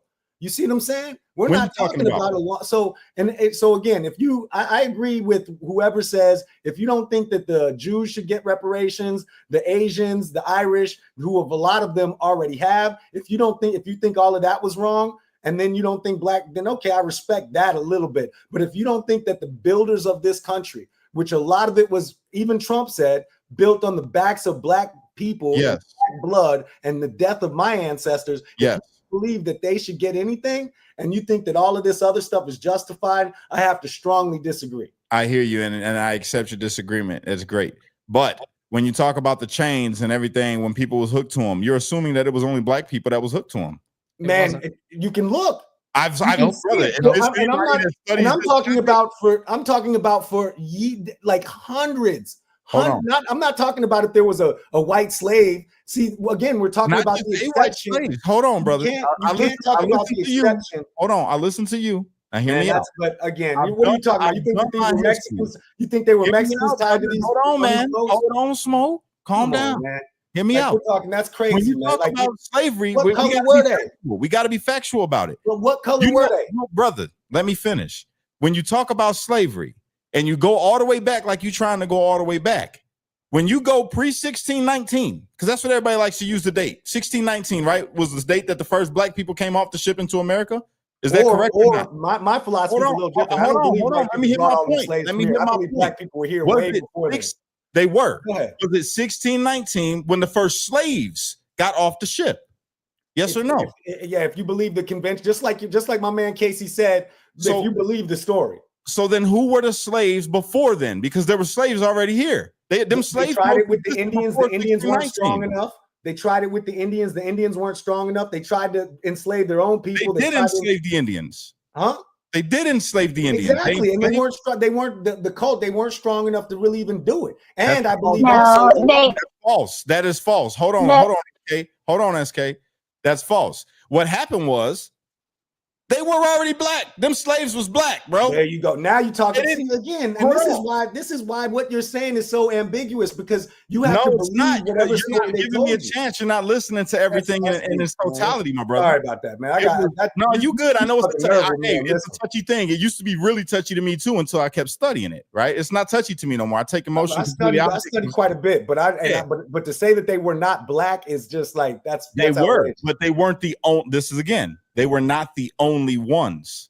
Great. You forget about the Portuguese, the English. They were black the too. Scottish and the Irish. No, they were white men. They were white slaves. Listen. I know about the Moors. My uncles are grand. So are they not so-called European? Listen to me. Hear me out, brother. Before you keep going, just listen to what I'm saying. Do you know anything about the Anti-Miscegenation Act of 1661? Please explain. The Anti-Miscegenation Act of 1661 came about because colonial lawmakers were saying, okay, we got all these slaves that are white, black, and native, right? They were all they all lived together. They all lived in the same area. They were not allowed to mingle with the elite. They were the masters, and they all lived in a big ass field. Think of it like that. They're the slave masters, and this is the big ass field, and it's filled with white, black, and native. I'm saying that for argument's sake. We can talk about where they're from and all that. But these are all slaves. So now, just to understand, now again, I'm not disagreeing. I just want to understand clearly what you're saying. You're saying that during the inception of slavery in America, they have this field of people that are white, black, and whatever. Yes. Yeah. Yes. Okay. It was a slave. There was a big ass slave quarter. So they came. So these settlers, these pilgrims, came from America. Brother, and listen. they enslaved some of their own people. Listen to me. Yes. When the English came over here, they brought English slaves with them. They were enslaved by their own people. We're talking about. Hold on, brother. Hold on. They was enslaved by their own people, just like black people allegedly was sold by their own people allegedly from allegedly Africa. I don't buy that shit, but whatever. All right, we'll go with it. They were sold and brought over here to America later on. They already had shit being built over here by whites and natives. They enslaved the natives that were captured by the other natives that they were working with. So the natives enslaved the other natives and gave them to the Europeans, and they bought them from the Indians. Okay? Now you have Irish that were also enslaved by English and sold also by wealthy Irish. You had Scottish that was sold, enslaved by wealthy Scottish or English, and may I ask you a quick question? No, let me get to my. Hundreds of years. Listen, let me get to my point. Again, we're going into the Anti-Miscegenation Act. That's where you lose me. Listen, for hundreds of years. The Anti-Miscegenation Act came into effect because all these slaves started mingling, marrying each other to the point where you had free white women marrying a native or a black or a Scottish or an Irish or a Portuguese slave. Okay. And they were marrying these people. And then you had enslaved whites marrying free blacks, because at this time you had free blacks. They were called natives. They were native to this land, and they were also English blacks that came over here and also took part in slavery. This is a fact. Okay. Now, but you're not answering my question. For hundreds of years, this was the racial makeup of slavery. Let me finish. That's untrue. Let me finish. Then you had the free blacks that were indentured servants that weren't in perpetual servitude, because at this time, if you were black, you were not a perpetual slave. You can earn your freedom the same way that everybody else did. And some of them did. Some were perpetual slaves for life because they were bought and they didn't have nothing. Nobody giving a fuck about them. It wasn't a debt that they accumulated. They were just perpetual. You're stacking partial truth onto partial truth. It's not a partial truth. You can but you're stacking multiple partial truths. No, I'm not. Which is going to make it way more hard to listen to me. You wanted to hear about the Anti-Miscegenation Act and why it came into being. The Anti-Miscegenation Act came in because these people started breeding and having people that look like me and having look like you. So now we ain't even looking like the people that we came from. You don't look like the black slave. You don't look like the white slave. You are looking completely different. And we don't know what to do with this kid, because now one parent's free and the other one's a slave, but this one wants the kid. But I'm like, yo, you came from my slave. So they made the Anti-Miscegenation Act that said, if you are a free person or a white woman or a white man and you marry a person that is indentured servant or slave, that kid owes a debt and you owe a debt because you fucking around with a slave. Okay, at what part of the hundreds of years of slavery was all of this taking place? Please help me out, because that led to Lord Bacon's rebellion, where you had the whites, the blacks, and the natives rose up against the elites. What hundreds? Because if first off, let me get matter about time frame. I'm talking about slavery. You're talking about slavery in America. Let me understand something. Guys, hang on. Hang on. I'll mute you guys in just a minute. Clearly, hang on for a second. I got to bring this back in because no one can understand what's going on. Okay, I want a healthy debate. I want a healthy conversation. So okay, then let me finish. Respect each other and making sure, and you both are, but allow each other to finish where they're at and then respond. Okay. Go, SK, go ahead, real quick. Man, and I just want to say one thing, because I know I'm super white on this screen with this light in my face, and I don't go in the sun all that often, but I am Native American.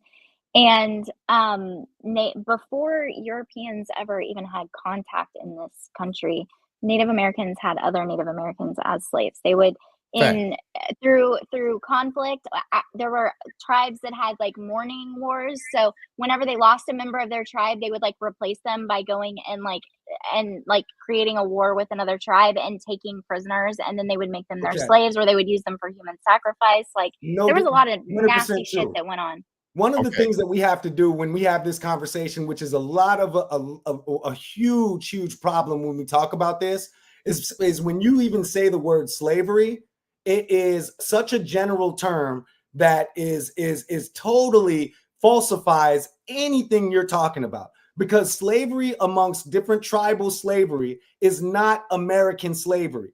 And in any comparable form, American slavery had to do with castration, had to do with mutilation. That was not hold on, let me finish. I didn't.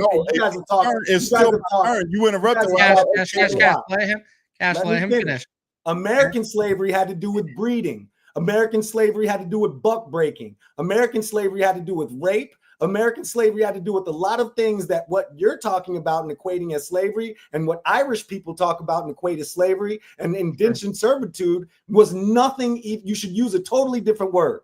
Otherwise, you're being untruthful. That's what it might have mutated into. I'm telling you, there was a lot of times I wanted to say something while you were speaking. Allow me to finish. No, because you're taking the time that I'm supposed to be speaking, my brother. Let SK interject real quick. It was still I digress with that. All I'm saying is, like, when you start using the same terminology for the shit you're talking about and the shit you're talking about, it is complete bullshit. Here, this is it. That wasn't happening in the 1600s. Let me just clarify that. Everything that you're talking about came later, bro. Hundreds of years. That's my point. Okay, that's fine, but that's not what we can't compare it. That's not what we was on, though. We're talking about the Anti-Miscegenation Act and why it happened. No, we're talking about reparations. We're talking about compensation for the shit I'm talking about. People that got beat by their masters with whips, and people that got killed, and people that got their kids bashed in front of them. That shit was happening right there in the 1600s. It was happening. It's documented. All you got to do is go back in history and read the fucking logs. Read the colonial lawmakers. Read the story. And it was a horrible slave master. What was her name? Madam B. Johnson. That would fucking castrate her men. And this was around that time. This may be the 1700s, where she was a slave owner in the 1700s, castrating her men, making them fuck her, and then taking their dick. That's what she was doing, and she was black. Yeah. And again, the reason why I was bringing this up is because when these people who was indentured servants, whether they was white, black, or native, got free, guess what they did? They owned slaves. That's what they did. There were wealthy men in this country who were black who owned slaves. There were wealthy women in this country who was black that owned slaves, that partook in the same shit that we talk about white people did to black people. But it's okay because it wasn't a lot. It was only like 2. It was only like 3. So that really doesn't matter. No, it was the way of life back then. Was it horrible? Yes. Did we live there? Fuck no. I don't live there. That's unbelievable. Go ahead. I digress because I'm not going to argue with it. You can look up, you can pull it up, you can read you know what? I digress. If you believe that the acts of this lady that you're talking about, or the acts of black people on a numerical level, I can give you a lot. Let me finish. I give you a whole lot. You believe that the acts of this black lady you're discussing and whatever other black people were involved in the slave trade were equivalent or comparable to the and I don't even want to say 400 years, if it was something comparable to the treatment that Black people experienced in America, then I think you are totally. No one's making that argument. Let me finish. No one's making that argument, but you. I'm not going to do it. I digress. Okay. I digress. But no one's making that argument. No one's making that argument. Absolutely ridiculous, and it requires a certain level of just ignoring the facts that I think just totally makes it not worth even arguing with. So, Smoke, the big part that we're talking about in this scenario is we're arguing semantics. Exactly. And when we start getting into that, it's a gray area. And Smoke, I get what you're saying. I do disagree with you. But I get what you're saying. I do. You can't, like, it's almost like if you talk about a group of people, right? Oh, almost like the Gen Sixers or not the Gen Six, these people that you're talking about. It's just like you, Cass, when they talk about it, right? And they say it's all white people, white Nazis, and they leave out that, you know, that there were Black people in there, right? But when you over there and you see somebody walking with a Confederate flag and you see footage of it where they're talking about, you know, and you see hi-ho Hitlers and stuff like that, to negate that's there is untrue.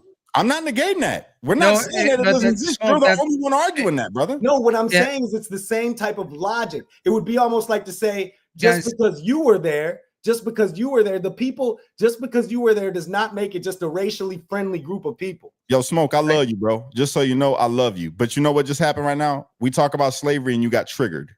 That's what just happened. Instead of listening to what I was trying to get to, you made me deviate. Hang on. Make other points. No, we're not going down this path because Cash, I watched you get triggered too. Ain't nobody saying I don't fucking get triggered. You're about to trigger me right now with saying that stupid shit. Because I love both of you guys. I am triggered. I am triggered, but you know what? At the end of the day, it's a good conversation. No love lost. It just is what it is. I disagree. That's the point that I was bringing it back to, guys, is we have a difference of opinion here. And a lot of it, yes, Cash. I watched your body language change, and the same with you, Smoke. Yeah, only because I get it. Not the nature of the conversation. I don't get triggered by this conversation. I get triggered by what you saw me get triggered by was a white person saying some stupid shit. That's what triggers me. When white people say dumb racist shit, I get triggered and call you a bitch. I'm not talking about you in particular. No one is saying dumb racist shit. Everybody's sharing their opinion. That's all it is. Every single one of you, both of you, I know, have shared your opinion and where you're coming from. This isn't heated. And we're talking about in this how Black people argue, Kaecey. This is how we have conversations. But this, regardless, if that's how you're going to have a conversation, I still love you, Smoke. Yeah, likewise, bro. It's just, I disagree, but I understand where you're coming from, and the reason I am kind of somewhat triggered is because, like, I feel that a lot of times people justify what happened to, like, you hear a lot of people say, well, Africans participated in the slave trade. That's not a justification to me. That's like, or like they say, well, Black people were involved in the insurrection. That's not justification to me. There are still an element that exists that does not negate. There's still an element, even of the people that did what you ended up incarcerated for us to deny that there's an element of those people that really dislike Black people and really do have an element of hatred involved. We have to recognize the truth. And that's the truth. I'm with you in that, my brother. I'm with you in that. All I was saying was the point that I was trying to get to was you can't tell who the fuck you're going to pay reparations to, which is why I disagree with it. You look at SK right there. SK is fucking native. You couldn't tell by looking at her that she is native. Okay. If you look at my daughter, you could not. There's a racial reason behind that. The whole whitening. Listen, the original Indians, the original Asians, the original. Let me just get it. All Black. 2 minutes. 2 minutes. There's a reason why she's not. She's 2 minutes. And honestly, doing racism. It's gonna take me 2 minutes, brother. I got you. All right. You can't justify paying reparations in today's society because, number one, you don't know who owned the slaves. You don't know who was a slave. You don't know who is an actual descendant of a slave. A lot of people that are over here right now that are Black, a lot of people that are over here right now that are Black may have had a great grandfather that was the slave master. And a lot of people who are white may have had a great grandfather who was Black. How the fuck you gonna pay reparations? Yep. I agree with that, but there's a I don't know exactly off the top of my head, but there's a book you should read that it talks about the whitening of all these cultures and like how like the original Asians were a lot darker than me. The original Indians, like American Indians, were a lot darker than me. And there's been a whitening of all of these cultures because of so-called white supremacy. And when we look at the SKs of this world, there's a reason why she looks the way she does, and it's directly related to racism. It is, or is it not? Or is it because her grandfather and grandmother fell in love, and then they grandfather and grandfather before them fell in love? So that's what I'm saying. We don't know. That's my whole point. Let me jump in here. Some of it was SK. Let me throw in one, and then I want you to go next. Okay, Smoke. I get what you're saying. This is where one of my favorite comedians, Russell Peters, he talks about. Guess what? We're all going to get you. Everybody's going to be beige before you know it. And I 100% agree with that statement. And when it comes down to this, white people are the predominance in the world, right? Do you agree with that? True. They're the minority worldwide. Globally, worldwide. But how does the color of your skin transfer? Let me rephrase that. So does melanin dominate? Yes. Absolutely. It does dominate. 100%. When you get to 2 generations, does it dominate? It depends on who you're sleeping with. Any form of color is going to be definitely a dominant as far as genetically speaking. Like the darker the gene, that is a dominant characteristic. Right. So as you get further away, because we're talking about historically, we're talking hundreds and hundreds of years, correct? So when you start getting farther away, everything starts getting lighter and things start to blend together, correct? Which is, and Argentina is a great example of what you're about to describe. You are going down the path that I'm getting to. Like you look at Argentina, and most of the people, and even a lot of Spanish countries, they look like me. They're white. But do you know why Brazil, which is right next to them, they're dark? See, now you're about to. No, I want to hear it. I want to hear it. Let me hear it. Racism. You know why? Because there was a genetic in Argentina, and look this up once we all get off there. Because in Argentina, which is where they allowed all of the Nazis after World War II, they allowed all the dumb ones over there to Argentina. And what they did is the hatred towards black skin. They even have sayings talking about this. They started really breeding the black people out of it to where if you had a mixed baby, then instead of like, whereas America, they took it, whereas like you have a drop of black blood, they call you black. In Argentina, they went the opposite way, where if you had a drop of black blood, then they wanted to, you better marry another white person, because if you keep on marrying if you marry anybody black, then you have a black soul. Listen to this. They called it a black soul. So what they did is they started genetically making sure that anybody with any type of mixed blood or ancestry would make sure they married somebody as white as possible. So then it would just breed, they would breed the black out of them. And anybody with blackness in them, they said they had a black soul. Whereas America, we did the opposite. That was where we had the 1 drop blood rule, where it was like, okay, you're not the purity of the Aryan race. You have to look into the racism of how racist white people thought. The Aryan race, the way that they kept their race pure was to make sure that, hey, look, if you were black-blooded, then you're not considered white. This is true. If you talk to a white Aryan racist, they say, you know what, if you have a drip of black blood, then but then white people started saying, well, damn, we can't take credit for Stephen Curry or we can't take credit for this person. So look, we got to change that all up. And then now we have accepted a little bit more of that, of being like racially mixed and so forth here. And that's what kicked that culture off. That's what we like here. But if you go into the other countries where racism is still a factor, like Argentina, it'll expose and tell you every reason why it's that way. I want to respond to that, but SK, I promise you're up next, and then I want to acknowledge what you're talking about. SK, go ahead.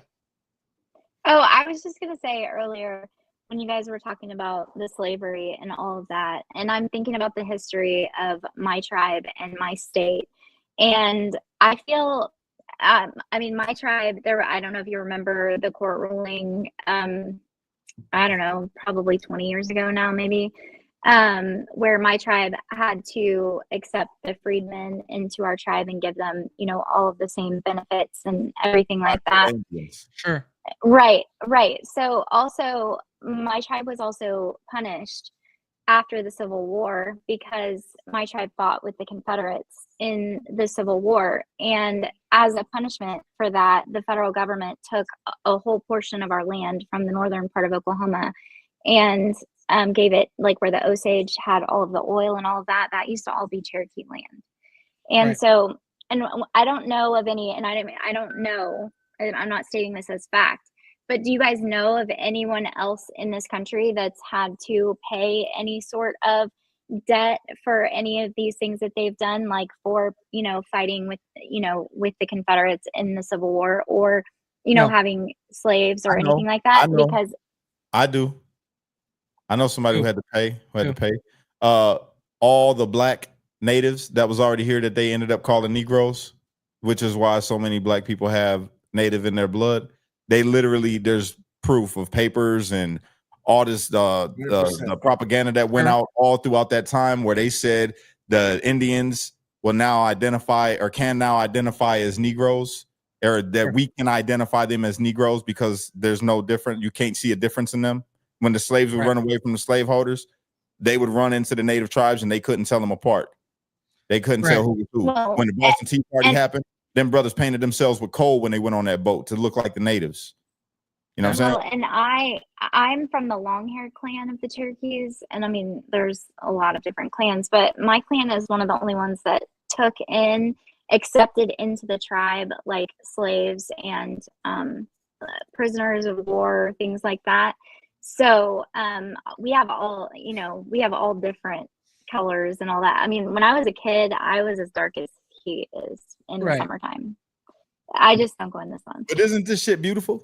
When you really think back and look at it, I know people, it's a touchy subject when we talk about slavery and we talk about what happened with the natives and we talk about all this shit. And it gets touchy if you identify with it. It was real touchy with me for a very long time. I still get mad when people say something that is inaccurate and they, you know, they happen to be white and they say some shit that I just disagree with. It makes me spaz out. You know what I'm saying?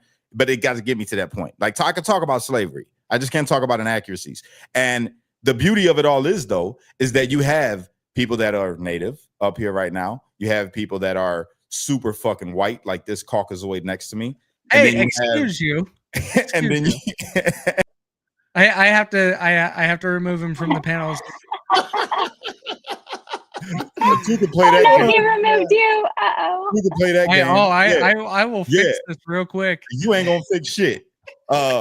No, you know, I respect Big like what you're saying, and I know we've gotten kind of amped on this conversation. But 100%. One of the things that I think that is great about this whole thing, as far as us discussing this, is like, man, that is the American way. That exactly is what I was getting at. That's what makes this country such a great place, and that's what us being able to argue, disagree about this, that, and the third. But that's why Americans need to be first. Is because, man, this is ours. You know what I mean? We can argue amongst each other as Indians, as blacks, as whites, as, you know, as Spanish, Mexican, whatever. We can argue with each other, but at the end of the day, we got to put each other first. You know, we can argue and disagree with these things. Israel needs to pay reparations. I'm sticking by that. Israel needs to pay. Stop. I'm starting a movement. No. Israel needs to pay. No. Nobody needs to pay reparations. I mean, literally, my actual family is owed like 1 million acres of land in Texas. And I mean, you can't just go take people's land and give it to, I mean, let's try and exit this to positivity, man. Let's keep this going to positive direction.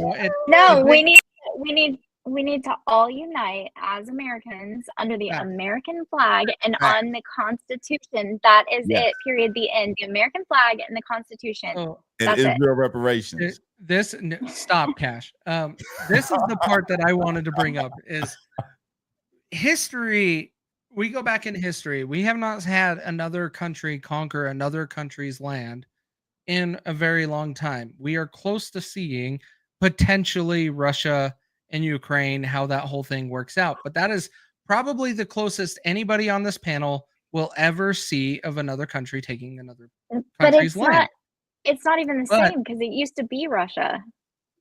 I understand that, but I'm not getting into the details of that. All I'm saying is we don't do that in 2000s of this world and this earth that we are circling this sun. And yes, we are a globe, Cash. We are not a flat earth.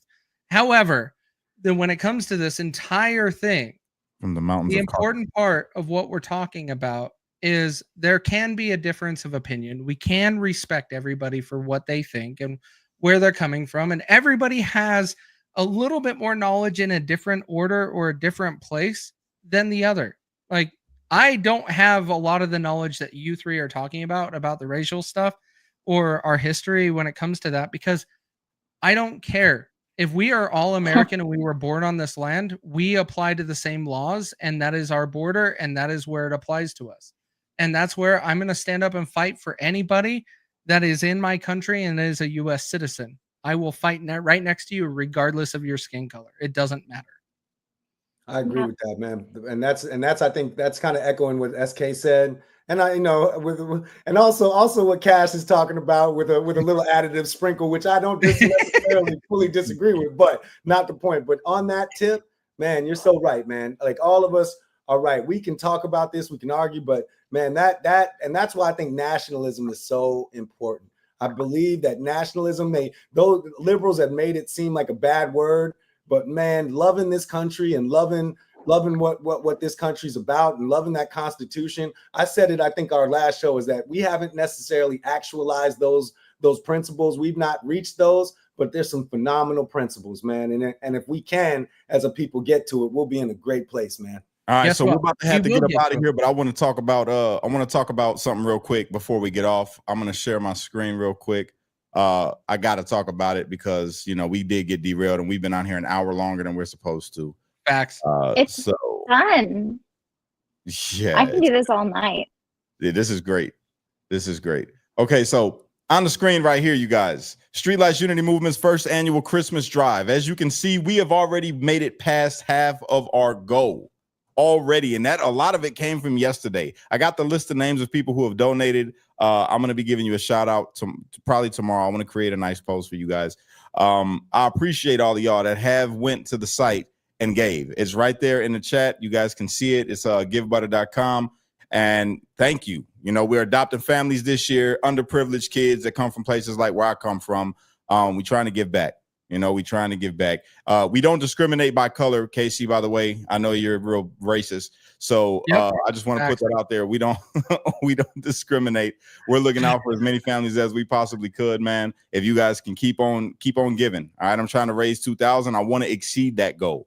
The goal is to exceed that goal. We went small because I was being insecure, like maybe we ain't going to hit it. I believe we're going to hit this goal, and I believe we're going to exceed this goal. All right. And all funds will be going to these kids, man, to these families. So just so you all are aware of that. Thank you guys that have donated, and thank you for everybody who is going to donate. Also, I want to talk about awakenotwokestore.com. You guys need to go there if you want to get any of the merch that we have in our store. All right. It is the way, crazy stuff that's in the world today. Yeah, we battle with that by putting out merchandise that battles against it. Phrases that I think everybody would love, especially the Unite Don't Fight, the live every day like it's 9/12/01. They both suck because both parties do actually suck. That's actually a fact. Awake Not Woke hats. We got it all. We got revenge, Trump's face. We got that. We got it all. Go and check it out. You guys can get 20% off at checkout if you enter Truth. All right. Enter Truth at checkout for 20% off. That's all I got for you guys, except for you want to shop American made, go to Awake Not Woke store. I'm sorry. freedomboxinfo.com. Go there. A lot of you all have. I've reached out to a whole bunch of people this morning. I'll be doing that again every day. I'm reaching back out. So if you fill out that job form at freedomboxinfo.com, I'm reaching out to you in 24 hours. That's a fact. And it'll be between 12 and 1 p.m. So 12 to 1 p.m. I'm making phone calls. I'm on you. We're going to talk. We could FaceTime. We could do that. So ladies, make sure you got your makeup on. I know you don't want me to see you looking ratchet, but it's okay if you do look ratchet. I'm still going to call anyway and tell you you're beautiful. So make it happen. Go to freedomboxinfo.com. Right. That's all I got. Go ahead, Kaecey. The big thing I also want to highlight, like Cash, your segue was great, but when we're talking about streetlights and the Unity movement, it is a 501c3 tax deductible donation. It is also Giving Tuesday. That was going to be my segue to Giving Tuesday and best way we can be able to help other Americans and other people in the community and take care of them on Giving Tuesday is today by giving to a tax deductible nonprofit organization that is ran by Cash, multiple of us that are on the board, and we will take care of people in the community and make sure that they have a great Christmas, like all of us do experience on Christmas. So Yes, please, if you can, the links in the comments. I will actually be making a post. I was planning to do it after this show. It will also be on my X, so you guys will see it. Please go out and help out. This is our first annual. We're going to be doing this all the time. yes, More that we can help the community, and we're going to start spreading this out throughout the country. So this year, we're going to start running with it. You'll see more of it. I promise. yes. So, you guys. Let's go ahead and wrap up the show because we've gone on well over. But Final honestly, it was a great conversation. Like I really loved it. The big thing is we got to also remember everybody gets passionate about their topics. Like 2A, sensitive topic with me, Smoke, and many others. Cash definitely will give up your guns. All three of us will counteract that. That's okay. But when it comes down to it, we'll just all here to share our opinions, have a good time, and bring people along with us. It's kind of gotten back to what it was before. I mean, this is how it used to be. We used to have heated discussions on here, and it was great. I love this. It's getting back. Whatever, Cash. I was told by every follower while you were gone, Cash wouldn't do this. So no, you're going against what I was doing because you know why? Because Kaecey, I got multiple complaints about you being a complete racist. You showed up in a KK in the triple K robe. I heard about it. I heard how you came on screen and you had on your Grand Wizard uniform. I told you only wear that shit in the house. You don't come outside wearing that, Kaecey. Hey, oh god! The sheets needed to go into the laundry room. Sorry, I'm short. I'm short. All these jokes would have been for Russo, but he's not here, so I got to give them to you now. Well, he's Italian. He doesn't count. He's not Italian. He wears a yarmulke. Okay, he's a rabbi. All right. Oh man, y'all rapid fire right here at the end. Rapid fire. I want to let everybody close out, but I want to say the last word. All right, so we'll go with SK first, ladies first. Go ahead, SK. Final thoughts. Tell people where they can follow you at and whatever you want America to know. Yeah, first of all, I want you to know that I will die for your right to carry those guns and have those bump stocks and not have your rights infringed. And now my dogs, they haven't barked the entire time, and now they're going to bark. Holy shit. Hold on. I'm going to mute for just a second. Smoke. Oh, okay. I thought you was leaving. All right. Go ahead, SK. Moment of silence for SK. Well, my dogs were barking, and I didn't want to bark in people's ears. You're good. But, okay, sorry. So my main account on TikTok is SK_. My backup account is SK_33. On X, I'm SK_33. I just started a YouTube, so you probably can't find me on YouTube. Next weekend, I have some exciting content coming up, and it has to do with this book. And you can get this book all about Hunter Biden. Look how big it is. It's got everything in it that you need to know, all 459 crimes it's did. And you can get it at bidenreport.com. if you want to get that for yourself. It's not a coffee table book. If you have kids, make sure you put it up somewhere. It is definitely not family friendly. And a fun fact, he used the picture of Hunter whenever he was getting his veneers done. His mouth, he took just his mouth, and that's what he uses to censor the pictures in this book. So it's hilarious. Huge troll move. But yeah, that's about it. I just debate politics and I keep up with current events, and I'm trying to figure out X. I've been working on that for the last couple of weeks, and that's about it. Smoke. Thanks for having me. You're always going to be here now, SK. You're stuck. Go ahead, Smoke. I love it. Hey man, Smoke Po TV on all platforms. My two biggest platforms are YouTube and Instagram. All you got to do is just take the space out of Smoke Po TV, just all one word on Instagram. That's a lot of fun because I put out a lot of quick content on there. Smoke Po TV, just the way you see it on YouTube. Definitely subscribe. I'm really new to X.